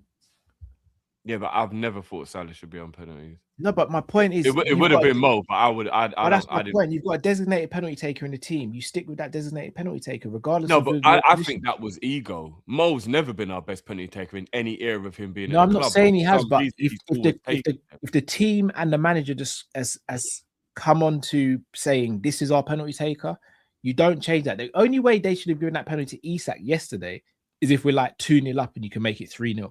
No, I agree with that, Cal, but the point is, why isn't it Isak? From the decision being made. That's what I'm saying. I think he's not a penalty taker. I don't know, man. I've watched Isak. He's very good at penalties. I just find it a little bit strange. He's very good. I'm just saying. I find it a bit strange with Szoboszlai over Isak. That's all. I just find it a bit strange. But why though? Because I personally would say Isak's a better penalty taker than Szoboszlai. No. If you have variation, you're better. Szoboszlai might be amazing at that one move, but Isak has variation, and for me, that makes you less predictable. So I would actually prefer the player who's got more variation to their penalty taking. I just feel like it's tempting fate. If Szoboszlai becomes the regular taker and he's doing it constantly all the time, like I don't like that he does just always go that way because it's predictable. But I hope I'm proved wrong in it. I hope I'm proved wrong. Isak's taken the 19 penalties in his career and has missed 6. It's quite a lot out of 19. But he's So Bozlai's taken he was very 23. good at penalties. So Bozlai's taken 23 and scored 21. I hope I'm wrong, but So Bozlai is our best penalty taker, and our second best penalty taker as of right now is McAllister. yeah, but I think McAllister's good at penalties. He is, but that's what I'm It's saying. all right. I hope I'm wrong, but if Szoboszlai, if keepers start guessing the right way, you lot will then see. But no one will say, "Oh yeah, Drift, I remember." They'll just act like it never happened. But Drift, if he's got, all right, you say because he's got variety makes him a better penalty taker, but it doesn't though, because so Bozlai's going the same way every time, and he's got 21 out of 23. His luck's going to run out. But it's not luck at this point, Drift. Look, It's technical ability. Top bin for a penalty is extremely risky, and I'm glad he's good at it. But But it's extremely risky.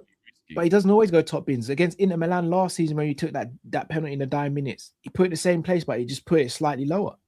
But if it's lower, keepers will save it if they figure it out and go the right way. That's what I'm worried about. Clearly not, bro. Because if I'm not mistaken, I think the 2 penalties he's missed have both hit the post. His Well, there's that natural risk as technique- well when you lash it the way he does. It's like any penalty is a risk, bro. If he scored 21 out of 23 and Isak scored 13 out of 19, for me, there's no comparison. I'm not saying he's not good at penalties, by the way. I'm just saying I don't like the idea of him now being the designated taker, because it's one thing to be predictable, but it's a penalty shootout or a random game where the goalie's like, oh, well, you're going to go the other way this game? And then the goalie's a little bit confused. But if he takes them week in, week out, and we get like 20 penalties across the season, and like he's the one always taking it. 20? Like, No I team don't gets like 20 the penalties. idea. Or even 10. I don't know. Just him always going that way. Keepers are eventually going to, I don't know. I just don't like the idea of it. Yeah, and I'll tell you what happens. When keepers start favouring to stay over that side, but we put it the other side. I don't think he can, or he would have. I genuinely don't think he can, or he would have. Of 21 out of 23, bro. There's not a lot But of if players you in take world 23 football. penalties and never go the other way, Cal, that would suggest to me you are very That's uncomfortable. because he's got an bro. Here's the thing, like Cal said, yeah, 23. the way Szoboszlai can shoot, he's got like his technical ability from a devil's thing. No, he's great at it. He is great at it. But No, not even great. He's know, man. ridiculous at He's it. brilliant at penalties. He's one of the best I penalty just don't takers want. in I don't world want to hear no moaning when a goalie saves it because they predicted he was going that way and he goes that way and they save it. I just don't want to hear any moaning then, because that's what my concern is. I need variation from my penalty. All right, so Drift. All right, so what? So hold on. What if he goes the other way and the keeper saves it? Well, that's different. It's not different, bro. It's a penalty. No, but if he went the other way, then it wasn't predictable. Then you would just be like, the goalie lucked out this time. But if you go the same way every time and the goalie saves it, it's because you were predictable. He knew where you were going to go. So he dived that way, knowing you were going to go that way. So I'm just, if you're the designated penalty, I need you to have variation. I'm just a little worried now. If he's the one always taking penalties and he always goes the right way, I'm just a little bit worried about it being predictable. That's all. So how would you have felt if Isak took it and because of variation and missed? How would you have felt then? I don't think Isak would have missed if he took that penalty. There's more. The same Isak that you want sold. You don't think. No, but there's a difference between taking a penalty in your all-round game. So genuine question: Do you think there's a difference between him being scared of the occasion and looking a bit sheepish? I was worried when Szoboszlai stepped up because he was having a bad game, so it probably would have been a bit the same thing anyway. Do you remember the watch long? Do you remember how like calm I was when he stepped up for the penalty? Yeah, do you remember how worried I was? No, I know, but this is what I'm saying. I didn't know why you were worried. Penalties. I don't even understand this, Bob. He's our best penalty taker. Whether you so on a real then, I just don't get it. I don't get it. You don't want Szoboszlai to be our penalty taker this season. He reckons it should be easy. I don't want him to be the designated one where every penalty we get he takes, so it becomes who would that be where then? he's going to go. I think it should be Isak. So over McAllister then? Yeah, and McAllister's really good at penalties. I'd rather he took them as well because he has variety to his shots as well. But Milner was our penalty taker before Salah came in, and no one batted an eyelid because it was our best penalty because taker. he had variation, Cal. He used to put it everywhere. You didn't know where Milner was going to But put he was it. just the best penalty taker. Look, I'm just saying, I don't like the idea of every time we get a penalty, the goalie knows where he's going. That's all. It just like I just don't like the idea of that. I hope But every it ends time- up not being a problem, but I don't But like it. how many times did we sit there and go, Robin's going to cut in on his left foot? We know he's going to cut in and he's going to shoot. But Yeah, that's different though, bro.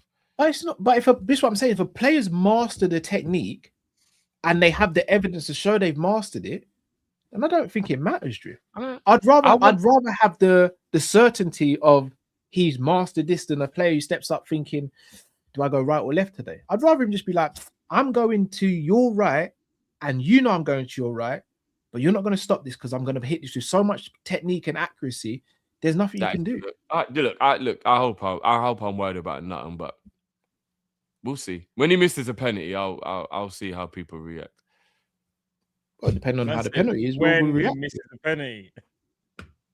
He's missed one penalty at Liverpool in the whole time he's been there. Well, so if Two he in his whole doesn't, if he doesn't miss any, then what? Then I don't understand. Why? But Then why? I I was don't know wrong. why you didn't even say that though. If he don't miss any, it. then I was wrong, and there was nothing to worry about. Simple. No, man. I'm over. I've never seen anyone in my life that never goes the opposite. Like I've just never seen it. It's kind of like it's mad. I've never seen it. We are now, though, bro. I hope I don't. I hope there's a. You know, if I'm not mistaken, he's got a better penalty record than Gerrard and bare players who have played for the club, like high level players, like career wise. Better quality goalkeepers in the Premier League, though. Can't do that, bro. The penalty's a penalty, isn't it? Nah, come on, bro. We know in Germany the goalies are fucking diabolical for a start. And on international level, I don't know what goalies he's scoring past. Premier League's a much higher level for goalkeepers. I'll be honest, so you don't like the idea of him being the penalty taker. I think you're just looking for reasons to justify it. No, I just think it should be Isak. I think Isak's got more variation, and I would like to think he would have the confidence as the striker to be like, no, give me the ball, I'll take penalties. I would like Haaland at City, for an example. Haaland is like, no, I'm the guy. I will take the penalties. I just maybe what's worrying me a little bit more. Who's a better penalty taker at City than Haaland? Probably no one. Who do you think's a better penalty taker, Mo or Szoboszlai? Szoboszlai is better than Mo. But Mo was taking them when Szoboszlai was here. Yeah, but I never agreed with Mo taking penalties. I always thought McAllister should have took penalties. Who do you think's a better penalty taker out of Mo and Isak? Isak. I don't agree with that. Missing a penalty isn't your technique for taking a penalty is also what I'm looking at. I don't think Mo had a good. I know he scored a lot. I don't think he had a good technique for taking penalties. Mo was a lot of hit and hope, in my opinion. He scored a lot, but there's a lot of hit and hope. I actually don't remember ever being confident Mo would score a penalty apart from like once or twice because of the mood he's in that day. Like I was always nervous when Mo took a penalty. But I would just like Isak to be that. Maybe what I'm more worried about is if you are that hitman, that gunman that you're supposed to be, the mentality should be, yeah, give me the penalty, I'm the man. I think maybe because remember, I'm worried about this fragile mentality of this team in general. And I do feel like Szoboszlai might be the only one of our players who's actually got that confidence in himself. Like, maybe that's more like, why is Isak not thinking, give me the ball, man? Let me take this, man. Because there's someone in the team who's better at it than him. But we had, in the time at Liverpool, I've seen Suarez, Sturridge, Torres, Coutinho, all these players played with Gerrard. No one took the ball from Gerrard when he stepped up to take a free kick, a penalty. Yeah, but Gerrard had variation, Cal. That's the point. The goalie didn't know where Gerrard was going. I'm just worried about it becoming predictable that he always goes that way. And now it's better goalies in the Premier League. And if he's the consistent penalty taker, hopefully we win a lot of penalties. And if he's taking a lot, it'll become even more predictable. That's all I'm worried about. So we'll see, innit? We'll see. I don't know, man. That's the least of my worries right now. I'm going to be real. Until I see him miss, I'd have to see Sobo miss like 2 or 3 penalties for me to be like, yeah. I think we need to change here. Until that happens, I I can't take him off penalties. We'll see. Shout out to Emmy says Barcola, Munoz left wing and Baye and Minter left. Sorry, Barcola, Munoz left wing and Baye and Minter right wing. Yep, I agree with that. Unless you went 4 left wingers. Shout out to Mantis says Cal gone from martial art to partial art. That's diabolical. Darth Callum says if we swap Gakpo for Shirky, Verts plays falls 2 right back. Telling you, Shirky and Verts in the same team would be on a whole nother wavelength. Sarah says big up Kop-ish. Another great stream. That's crazy. Big up John. Guys, subscribe to John's YouTube channel and listen to his music. Says we have JTG from Crime Time as a run. That's diabolical. Massive shout out to our sponsors, OK Jersey, who have an amazing 4.7 rating on Trustpilot. Look, people, the season is fast approaching. If you want to the Ram stand, big up Ram, guys, subscribe to Ram channel as well. Says why for Boss Villa on Saturday, match vindicated. I don't know if he's I haven't. The thing with Ram, I don't know if that's a compliment or not. I don't know. Big up Tron says tired of these tool for nothing players. I hear that. Darth Callum says Garnacho braids or whatever is on Kirke's head. Probably go. I don't know, man. Just toss a coin at that point. Plain Enthusiast says my 5-year-old niece Barbie doll has the same hairstyle as Kirke's. She was one who cut and redid its hair. Kirke's rocking reception trims now.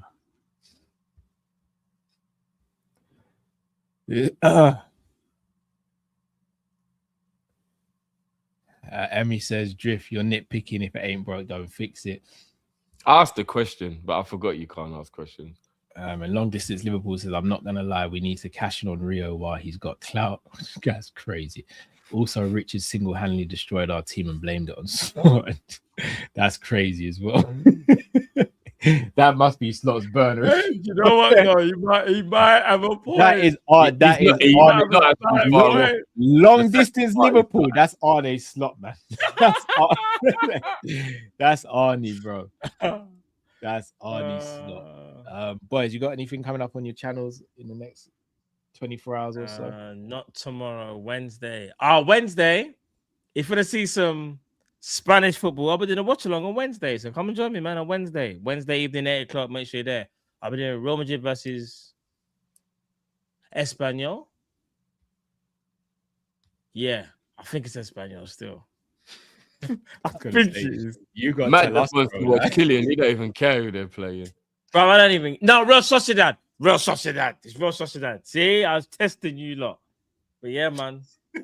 Do you know? Talking to Sammy on the weekend, apparently Ibu was man of the match. I swear. He's crap. He's rubbish. Drift, what about you? Got anything coming up? Yeah, I will be releasing a video tomorrow, like a pre-record on my channel. And I should be going live as well tomorrow evening at some time with a little panel show for the people. So yeah, stay tuned. And then I think I might do the Man City game on Friday as well, but obviously that's a couple of days away, so I'll figure that out. So yeah, look out for a panel show tomorrow, guys, in the early to late evening, somewhere around there. First, people, do smash that like button, subscribe if you're new to the channel, hype the video as well, and make sure you let us know your comments. Been a fun one, been an intense one. 7 days Liverpool in this transfer window. This time next Monday, it's either going to be a celebration or a massive crash out. They ain't going to do nothing, man. They ain't going to do nothing. Till we see you next time. Stay safe, stay blessed. Can't wait for the crash out. Take care.